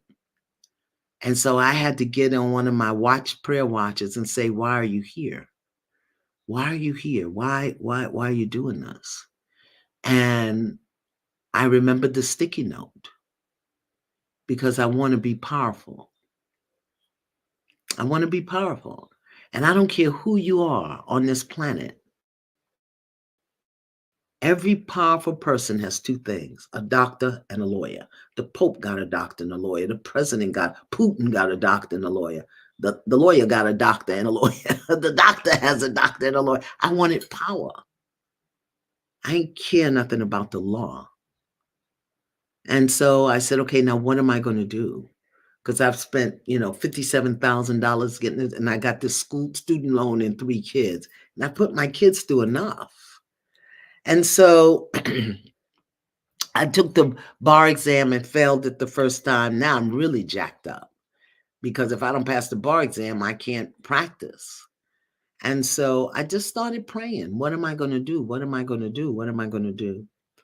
And I had a case in a client, not a case, where a guy and his brother-in-law got into a fight because the brother-in-law beat his wife, which was this guy's sister. And I had the guy who had literally, I don't know how he did it, gouged the brother-in-law's eye out. Literally, I don't know what he did, but the eye was out. And I had the gouger. But what happened was they lost the eye. I know this is a crazy ass story, right? They lost the eye. And in criminal defense, there has to be a chain of custody. And the eye was the evidence. They needed the eye to prove that my client had gouged it out, because there was a million ways this boy could have lost his eye. I'm talking about the law, okay? So here I am defending the gouger, but they lost the eye. Nobody knew what happened to the eye. And even though the guy who lost, this is the law, this is live in, which is why it looks so jacked up and crazy right now. There was a problem with the custody with the eye and the Buddha. So my guy got off because they couldn't link him to the eye. They couldn't link him to the eye, which they never found. So I went in my office and I'm like, Jesus, take the wheel. Because I cannot live the rest of my life. I just can't do it. I can't do it. Lord, help me. Fix it. Because I had the gouger. But the law isn't about innocence or guilt. It's about what you can prove. It's about what you can prove. And my job as a criminal defense attorney was to protect my client's rights. And that's what I did. Oh, you don't have an eye? You can't connect my client to the eye? Well, I'm sorry for you. Where the eye at? Get the eye. Woo! I was good at what I did, okay? I don't care what he say. Get the eye. You ain't got no eye? That is deep. I'm sitting in my office. I'm like, God, I can't do this. Okay, what's next? What's the plan? And I sat down in my office, and when I opened my eyes, the room was dark. It was dark. And I was like, oh my God. So I went to put the light on, flicky, flicky, and the light didn't come on. And I looked I couldn't get the light to come on. So I go up to the receptionist and I say, Ann, something's wrong with the lights in my office. I can't get the lights to come on. So she says, really? I said, I don't know if it's bulbs or whatever. So she came with me and she went flicky, flicky. She said, well, I don't know what's wrong with your eyes, but there ain't nothing wrong with this light. This light is on. And I was like, oh my God. And in that moment, I heard, pack your things and leave here right now and don't ever come back. We didn't send you here to practice man's law. We sent you here to learn God's law. I got my purse and my sweater. I left the degree on the wall, the tea and the mayonnaise in the drawer. I got the hell up out of there and I never went back. Never went back. I had no clue, no idea what I was going to do. I was about 3 days from being evicted from my house. My cat, Mr. Coco, was looking at me like, listen, I understand you having a personal crisis, but I need some food. My kids were like, Mom, what we going to do? And I was coming down the stairs and I heard Barry White was doing an interview on WBLS. Was it BLS? No, that was New York. Whatever. Anyway, whatever the station was. And he said, talking in the interview, I'm coming down the stairs, the radio's playing in the house. And Barry White said, you got to have faith. If you believe you can do it, you got to have faith. If you believe nobody can do it like you can do it, you got to have faith. And if you don't know what to do, ask.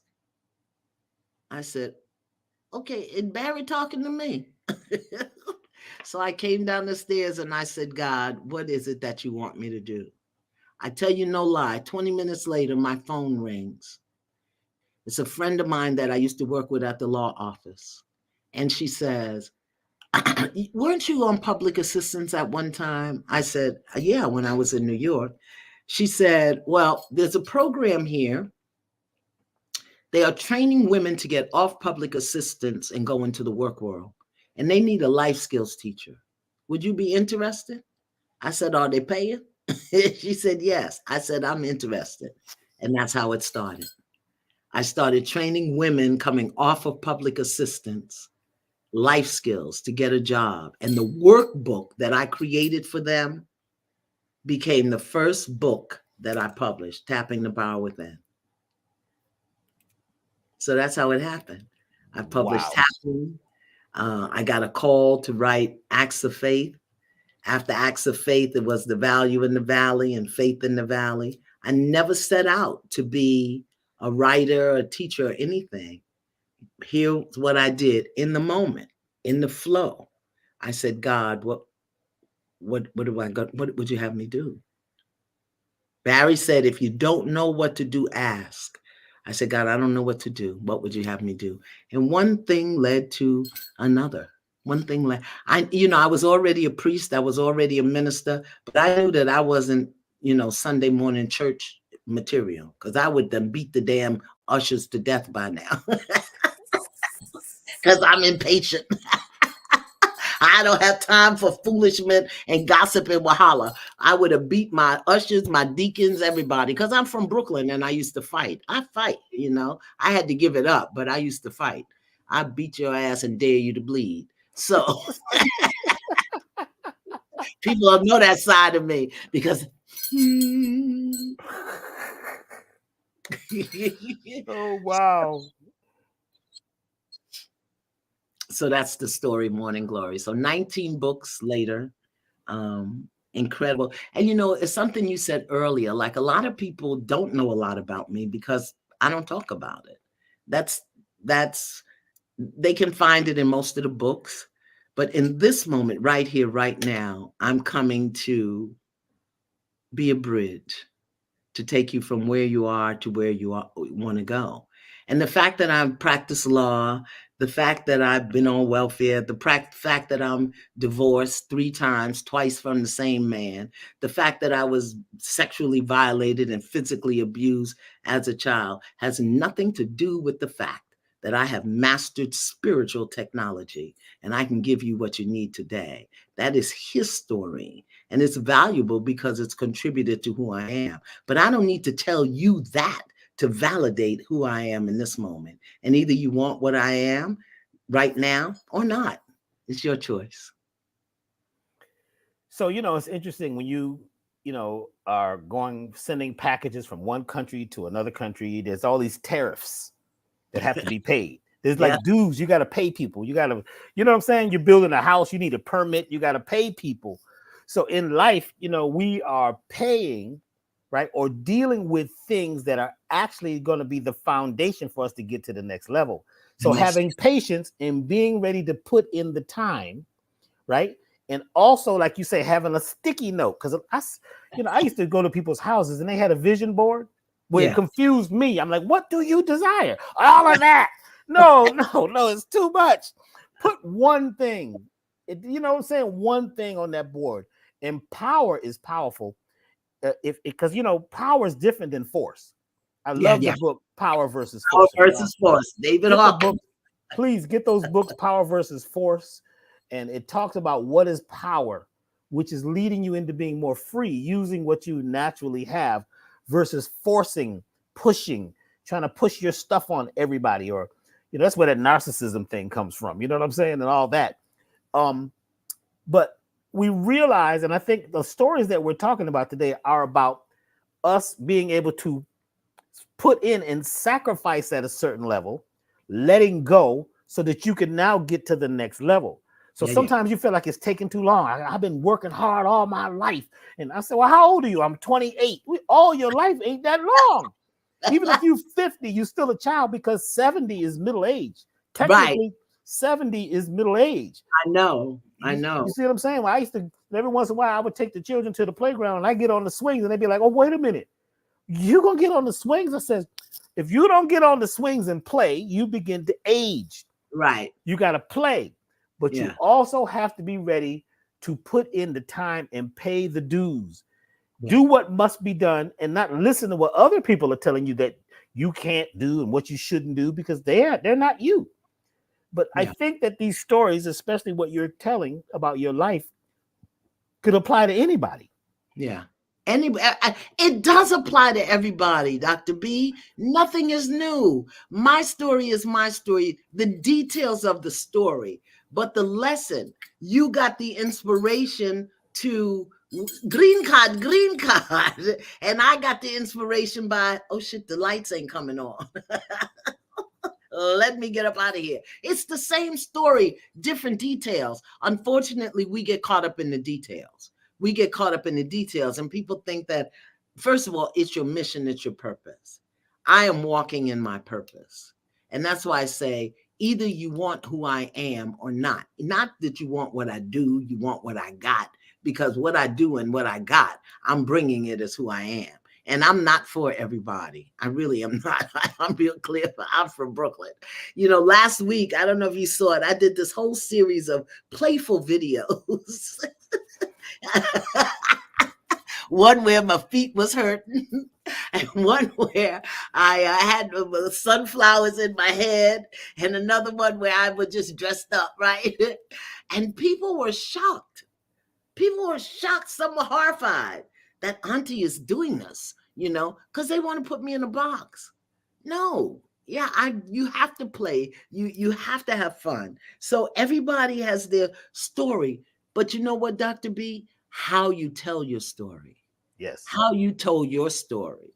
You told the details, but you didn't get stuck in the details.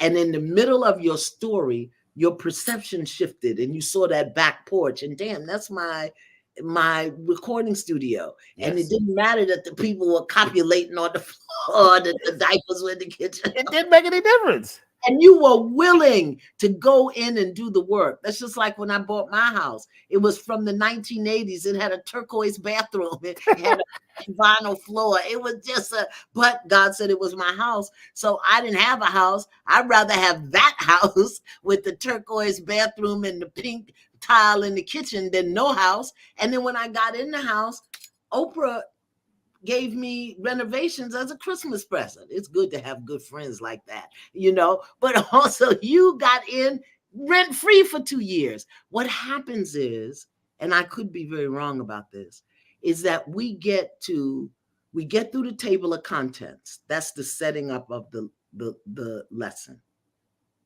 We get to the introduction when we start to feel the energy of the lesson. But by the time we get to chapter 1, if it don't look like we think it's going to look, if it doesn't look like it's going the way we think it should go, we bail out in chapter 1.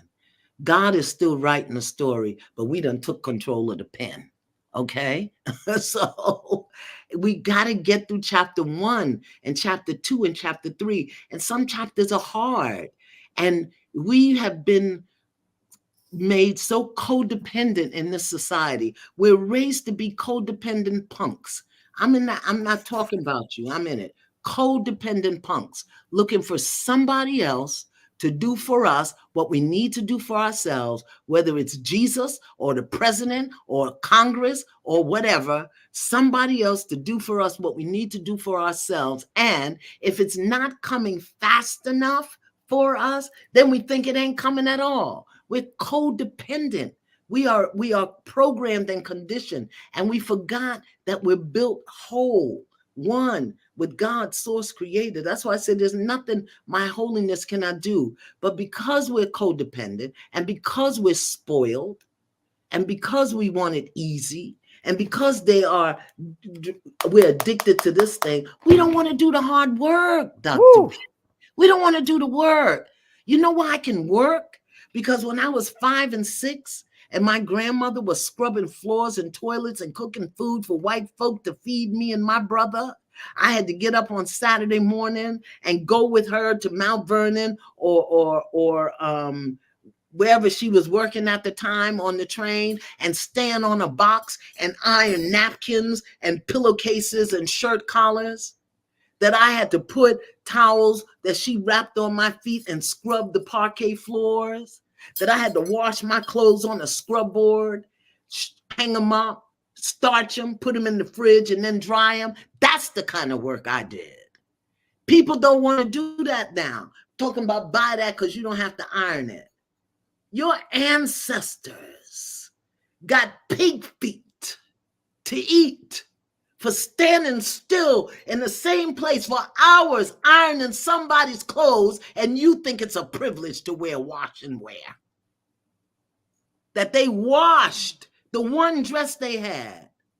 They washed it over and over and over. If you go back to 12 years a slave, where the sister got beat for going to get some soap because she said she smelled so bad, stand herself.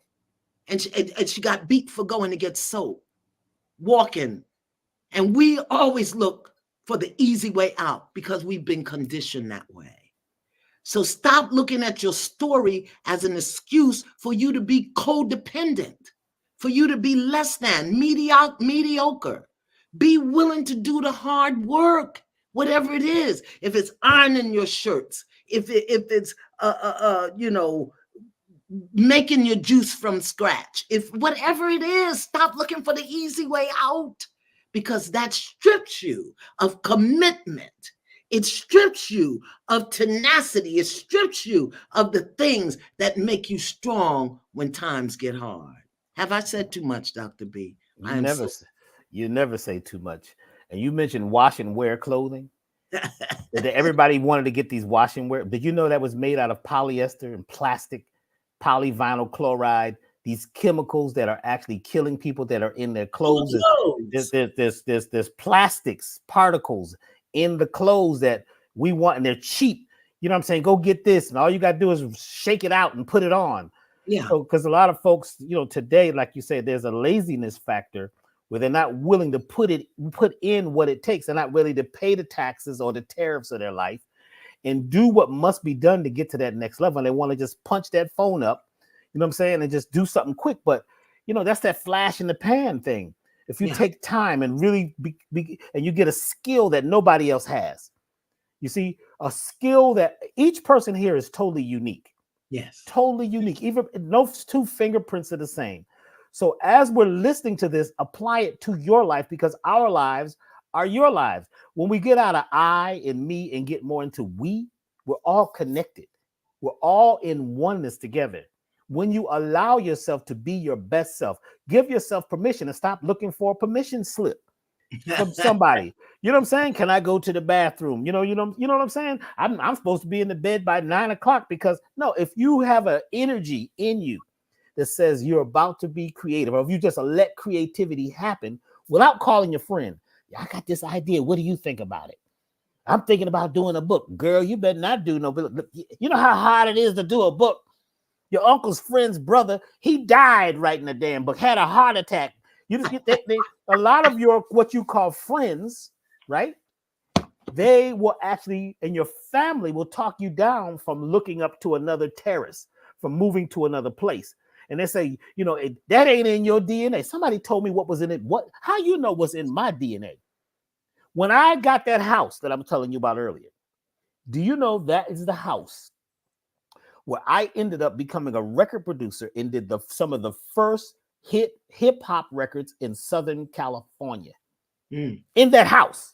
Mm-hmm. In fact, there was a group called the Dream Team I produced, and we called the song In the House. And we did it in that house. But I had no idea that I was going to be, end up getting platinum records and Grammy nominations. But I had to lay on that short couch and give up.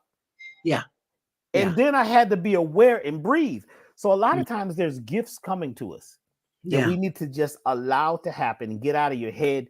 Stop calling your friends. Stop looking on, folks tell me now, I said, well, you can learn anything on YouTube. No, you can't. Your natural essence. You get information. But you don't learn it. See, this is what I tell my students. I'm sorry, Dr. B. I'm not going to cut you. Please. When you know, your behavior changes. A lot of times we think reading something means we know it, but then we go back to the same behavior that sent us to look something up in the first place. When you know, your behavior changes.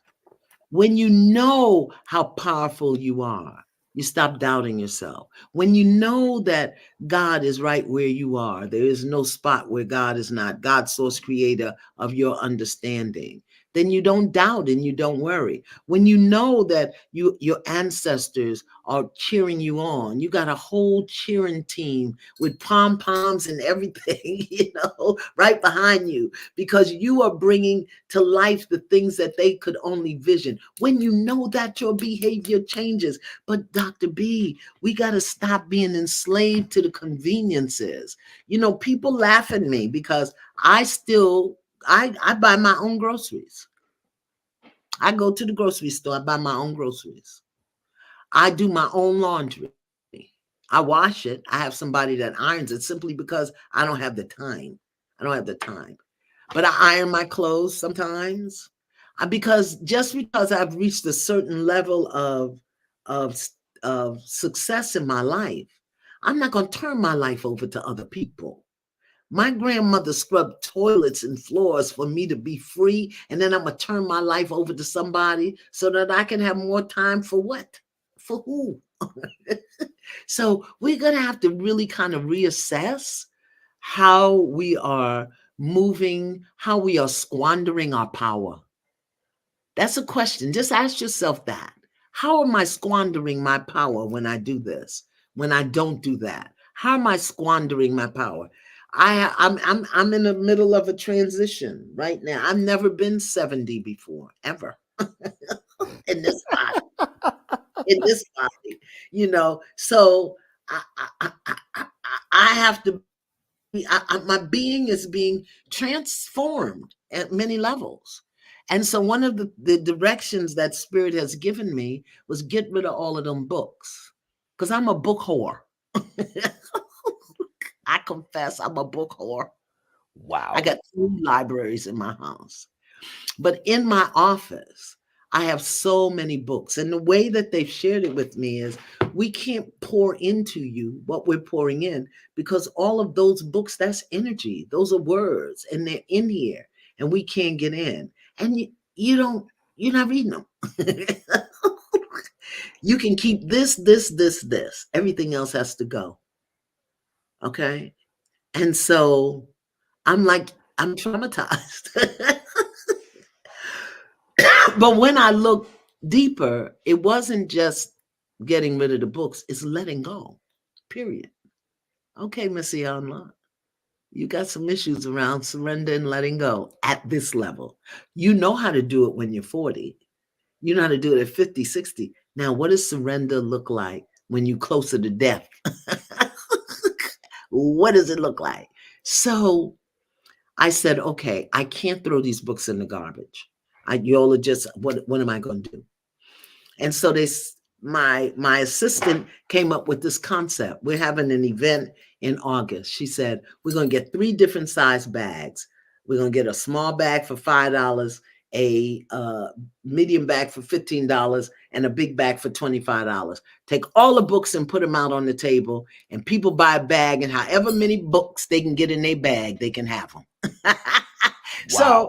I get to circulate the stuff. I don't have to see my books go in the trash, and a lot of them have my notes in them and stuff like that. But that's one level. It was letting go, Dr. B.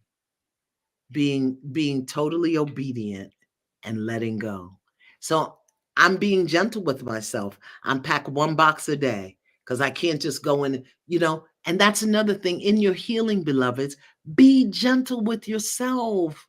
Don't reenact your enslaver or your massa and beat yourself. Take your time. Walk slow. Do how much you can, as you can. We think that we have to do everything right now. I can't clean out all my bookcases right now. It would scatter my brain. So let me do a box a day. That's what I can do. All right. So maybe you can't give up everything to do Dr. B's program. Can you give up bread? Can you give up the white rice? Can you give up the Starbucks? Can you give up the fried food? Do what you can where you are and work yourself into it, because whatever was at this level that made you need that sugar, you now know that the sugar's not good, but you got to clean it up down here. Does that make sense, Dr. B? It really does. Wow, wow, wow. Uh, I want to say one more time about Terrence Howard. He mentioned there's no true straight lines. Yes, that's that right. everything is curved. That's right. Nothing is a straight line. So sometimes when we look at success or whatever we desire, we think it should be a straight line right there. And if we encounter curves, and if we start going through a labyrinth, or we start going through this, obstacle course, that causes a lot of people to give up. And if you talk to your friends and family, they say, see, I told you it wasn't going to work. And that's because when you study that the curves, like behind me, this picture, I'm looking at it now, it's all curves. Yeah. It's all, so there's always a curveball. There's always something coming, and you have to allow that to happen because it will pass. It's only temporary, you see. But that's why God put curves in the road, or the curves that you're talking about. Because if I had to sit from here and look to where I'm headed, my ego would tell me it's too far. Yes. So I can only see a certain distance, and then there's a curve. I can't see around the curve. I got to get from here to there. Yes. And then I go this way, and it'll curve again. Because if you sit where you are, and plus spirals and curves, are sacred geometry. That's what it is. Yeah. And that's what life is. It's all about spiraling. And when you're truly spiritual, you're growing and expanding and not doing the same things. You see, we're always doing something new, adding new things. So just with, I'm on this tour and it's changing me. I've been away from the lab and all that. And I'm riding on the bus, looking out the window.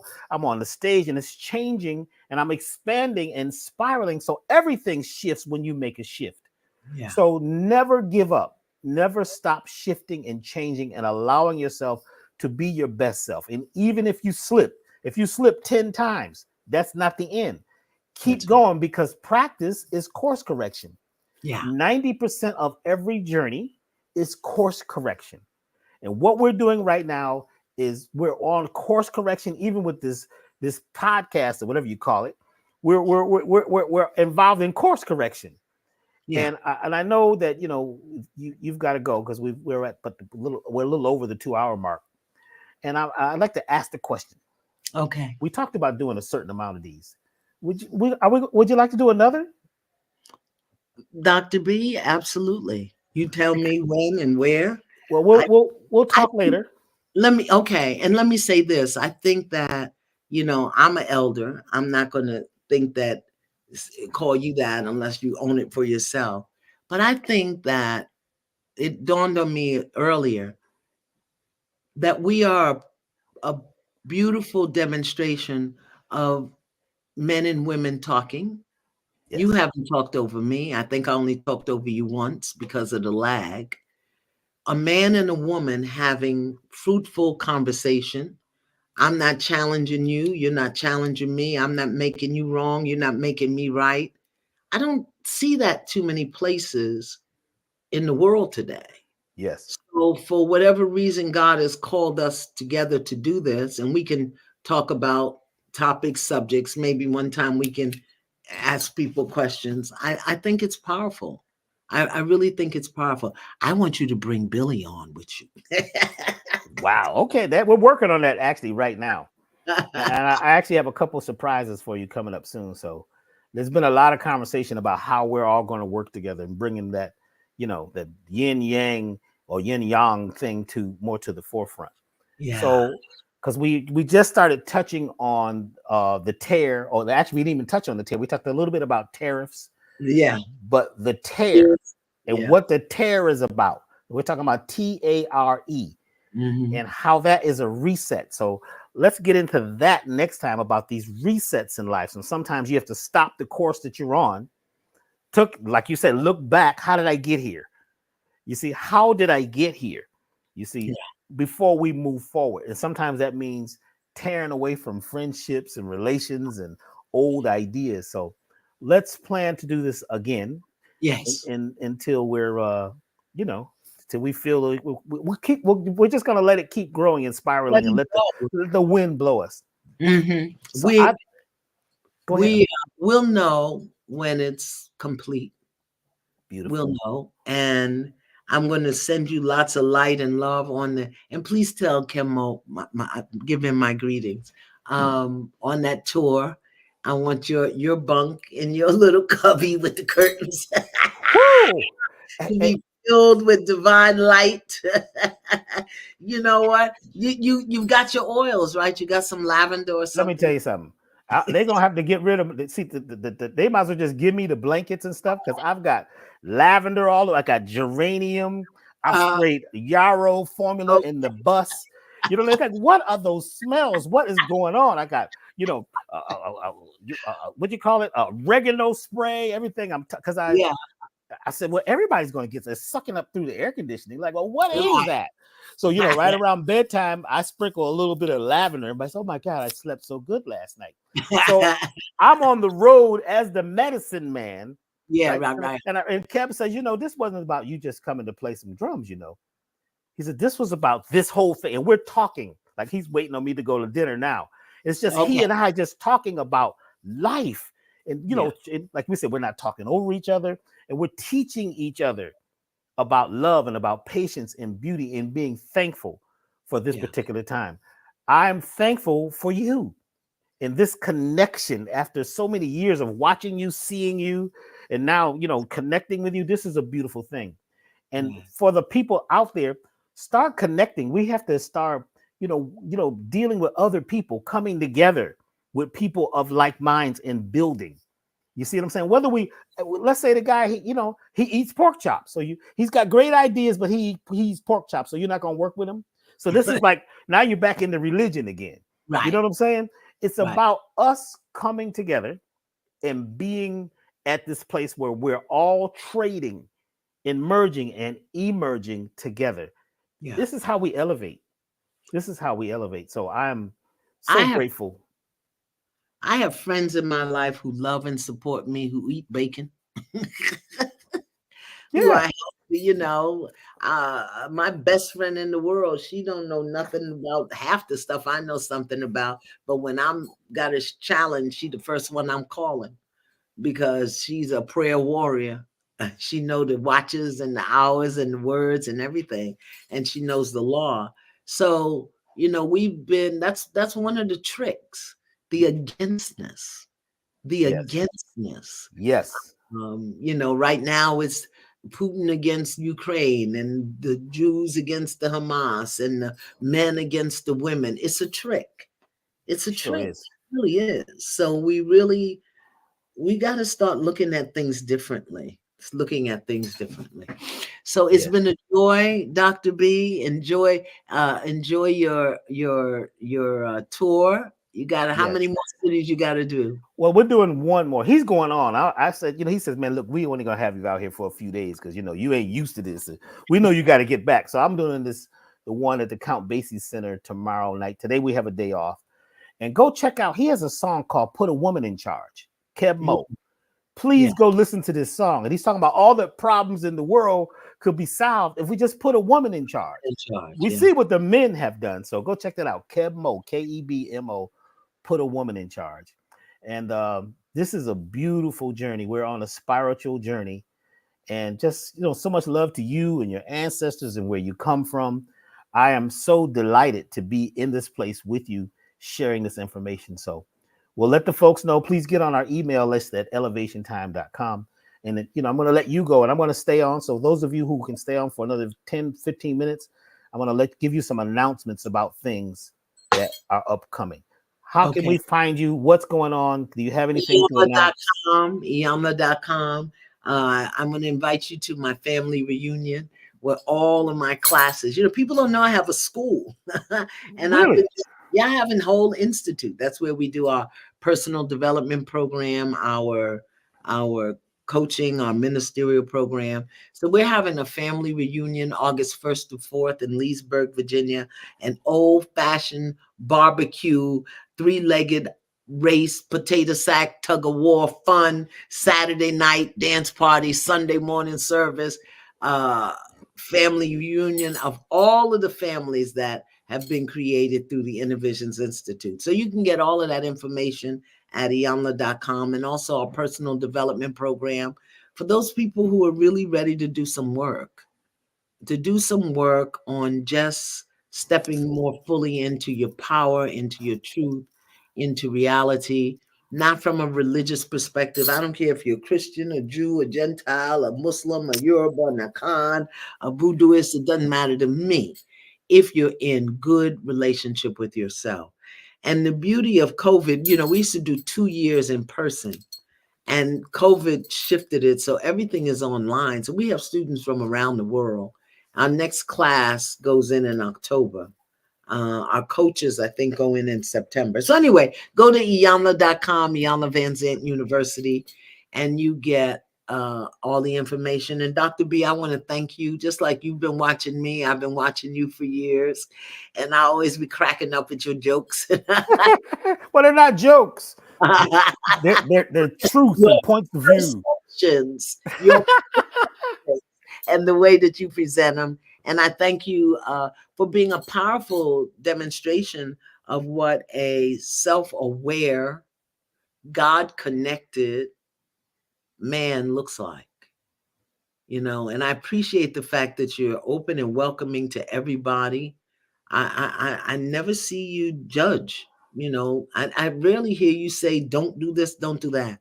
It's just been so good. So I thank you for welcoming me as I have welcomed you, and looking forward to some good stuff in the future. And we're going to do one of these soon with you and I and Billy Carson and Elizabeth Carson. Oh, good. We're actually putting that together. And I love the idea. Billy loved the idea about you taking the emerald tablets and breaking it down so that it doesn't come from the brain of a man who's living in 12 dimensions. Billy is about 5 frequencies ahead of me. Whew, it's deep. Yeah. Okay, my beloved So family. thank you. Family, thank you so much. I'll see you next time. Bye. All right. Bye. Take care. Thank you. Travel light. Okay. All right. So wow, let's give her a round of applause. I guess we should have did that when she was on. That was amazing. For those of you who are asking whether we're going to have a discount, yes, there's a discount. Let me put it up there. If you'd like to get into or try any of the products we have at Elevation, from the new herbal cleanse, which any of the elevated total body cleanse, the total body cleanse, any of our cleansing program kits now have a new group of essential elements and flower essences and herbs that help people deal with spiritual parasites. This is brand new, and this is brand new, place that we're in, where a lot of folks are dealing with stuff that's been running through their families, and the regular herbal products may not be able to get to that. So we're going way past that.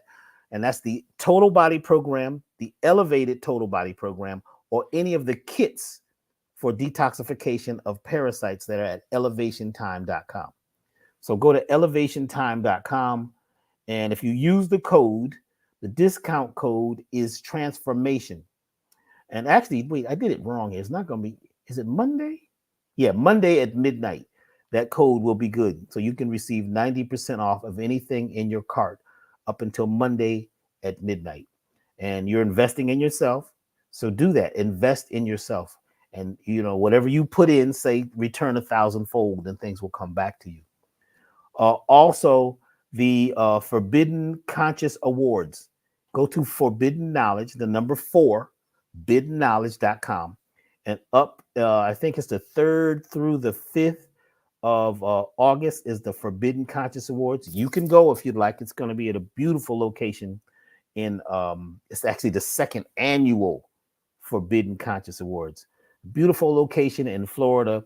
It's the only event and the first event of its kind where folks are getting awards and getting their flowers for working in this holistic, more natural community. So it's like the Grammys and the Oscars of that world.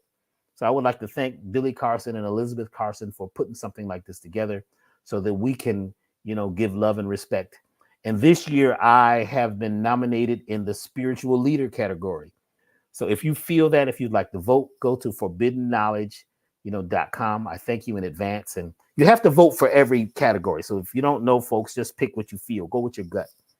And I'd like to thank all of you who have supported all the things that we're doing with, over at Forbidden Knowledge. I've, joined the family over here. So Elevation is now collaborating on many levels with forbidden knowledge. We're also collaborating with Black Magic, Brother Rich.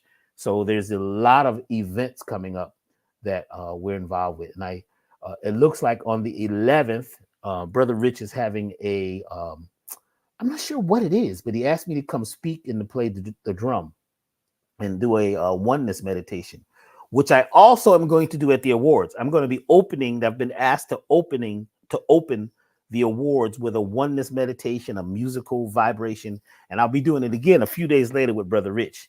So for those of you who would like to get that type of a sound bath, the next level, it's not just bowls we're using, rhythms, cosmic rhythms to take you into those trance states. And if you like that kind of music, we do have at Elevation, at our website, go to elevationtime.com and go to the music downloads, go to medicine music. They're at elevationtime.com. I have several projects which are like sound baths. They take you into a trance state. They're for meditation, martial arts, love making, whatever you're into. It helps you move towards your goal in a synergistic way using sound vibration, vibrating the waters in your body, which is, the water in your body vibrates based on the frequency that you're hearing. So if you're hearing music that is tuned to those sacred frequencies, right? The sacred geometry pops up in your cells and moves you towards your desires. A lot of the music that folks may be listening to is not taking them, even if it's spiritual music, unless it's tuned a certain way and there's certain cadences of notes and certain melodies, then it's really only the symbol of something that is taking you somewhere, but it may be, something that's causing distortion in your system and you're not aware of it. So there are sacred frequencies that we're using in the medicine music projects. So we have several of them. There is a new one about to go up that is going to be probably in the next couple weeks, a whole new project. It's going to be called, what do we call them? Medicine Music Collective. So there's a Medicine Music Collective 1, and there's also Medicine Collective 2. And there's also, what is it? Rainforest Meditation, which is a meditation and a guided vibrational sequence that takes you into these other realms. And then there's a Medicine Drum. You could actually receive all of the projects for one offering at elevationtime.com. Also, a lot of folks have been asking about classes. So we have this A list of classes that we have done over the years. So if you'd like to check out the A list bundle of classes, it's like, I think 15, maybe 16 classes, I'm not sure, that I've taught over the years that you can receive anywhere in the world, most places, because some places we can't even, but that's a whole other thing. You can't even pay for certain things in certain countries. And the reason why they block it like that is because there's so much hacking coming from certain countries. So the credit card processors don't like certain countries. They're on like this banned list where we don't offer certain things and they won't accept the credit card because there's the hacking issue. But the Dr. B's A-list class bundle is available at Elevation Time. You can use your discount code. Your discount code, which will be good till Monday night, is, once again, let me find it. Where's the discount code? Here we go. So the discount code is transformation. You'll receive 10% off of everything in your cart over $99 or more. That's in good until Monday. That's tomorrow at midnight. I'll be actually just getting off the stage around then. So I'd like to thank you for using that code, for using your energy and investing in what we're doing. There's been a lot of questions about folks who would like to give an offering, I guess you call it, or a donation.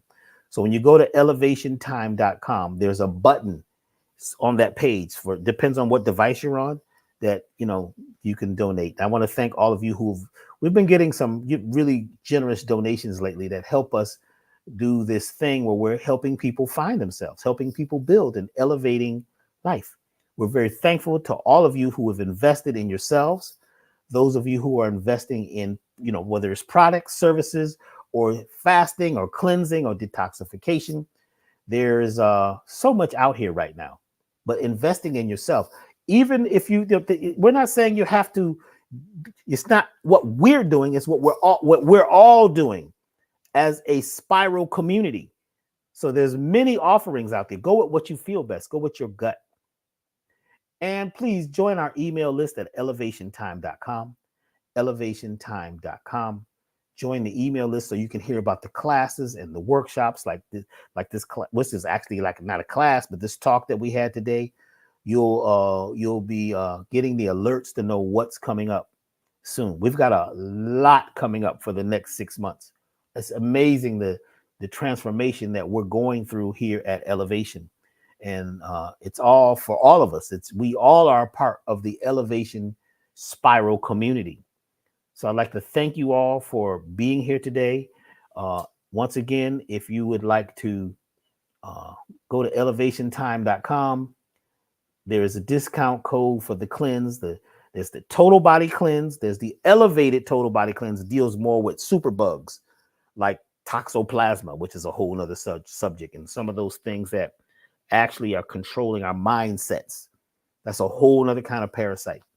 So that's called the elevated total body. The total body program is good for systemic parasites, and it does have the things in it that helps with what we're calling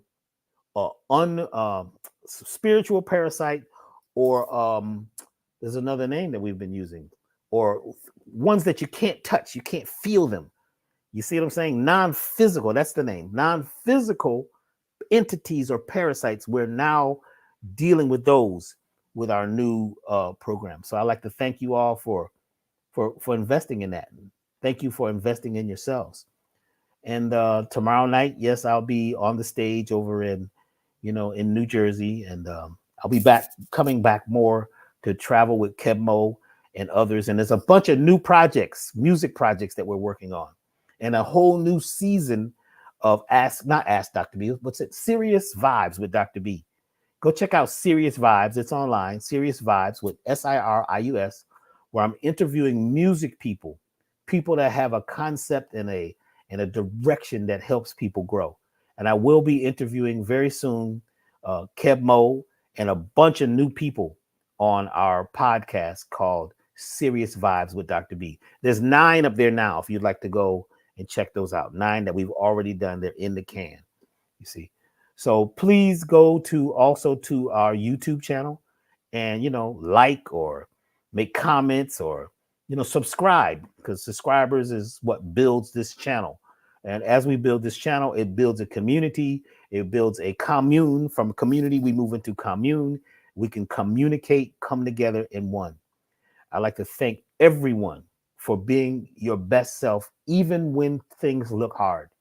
Just move. Spiral, as you see in the back. Just move. Let those curves in life, let those waves take you. But be focused on a desire. Get you a sticky note with one thing on it that you desire. Just stick with that for a minute. Stick with the sticky note of your desires and move towards that, no matter how much opposition, no matter how much the wind blows and people scream. And you're getting there when people are really going off and people are treating you a certain way and they start, distancing themselves from you or trying to talk you out of your greatness. That's how you're getting there.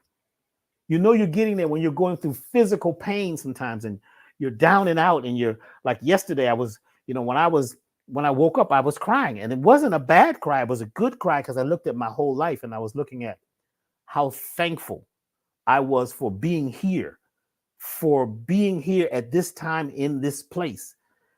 Thankful to my parents and my grandparents and my ancestors, and thankful for music and for having the voice to speak, having a platform to speak from. I cried. Sometimes you got to cry and let it go and not be too manly or too this and think that you're punked out.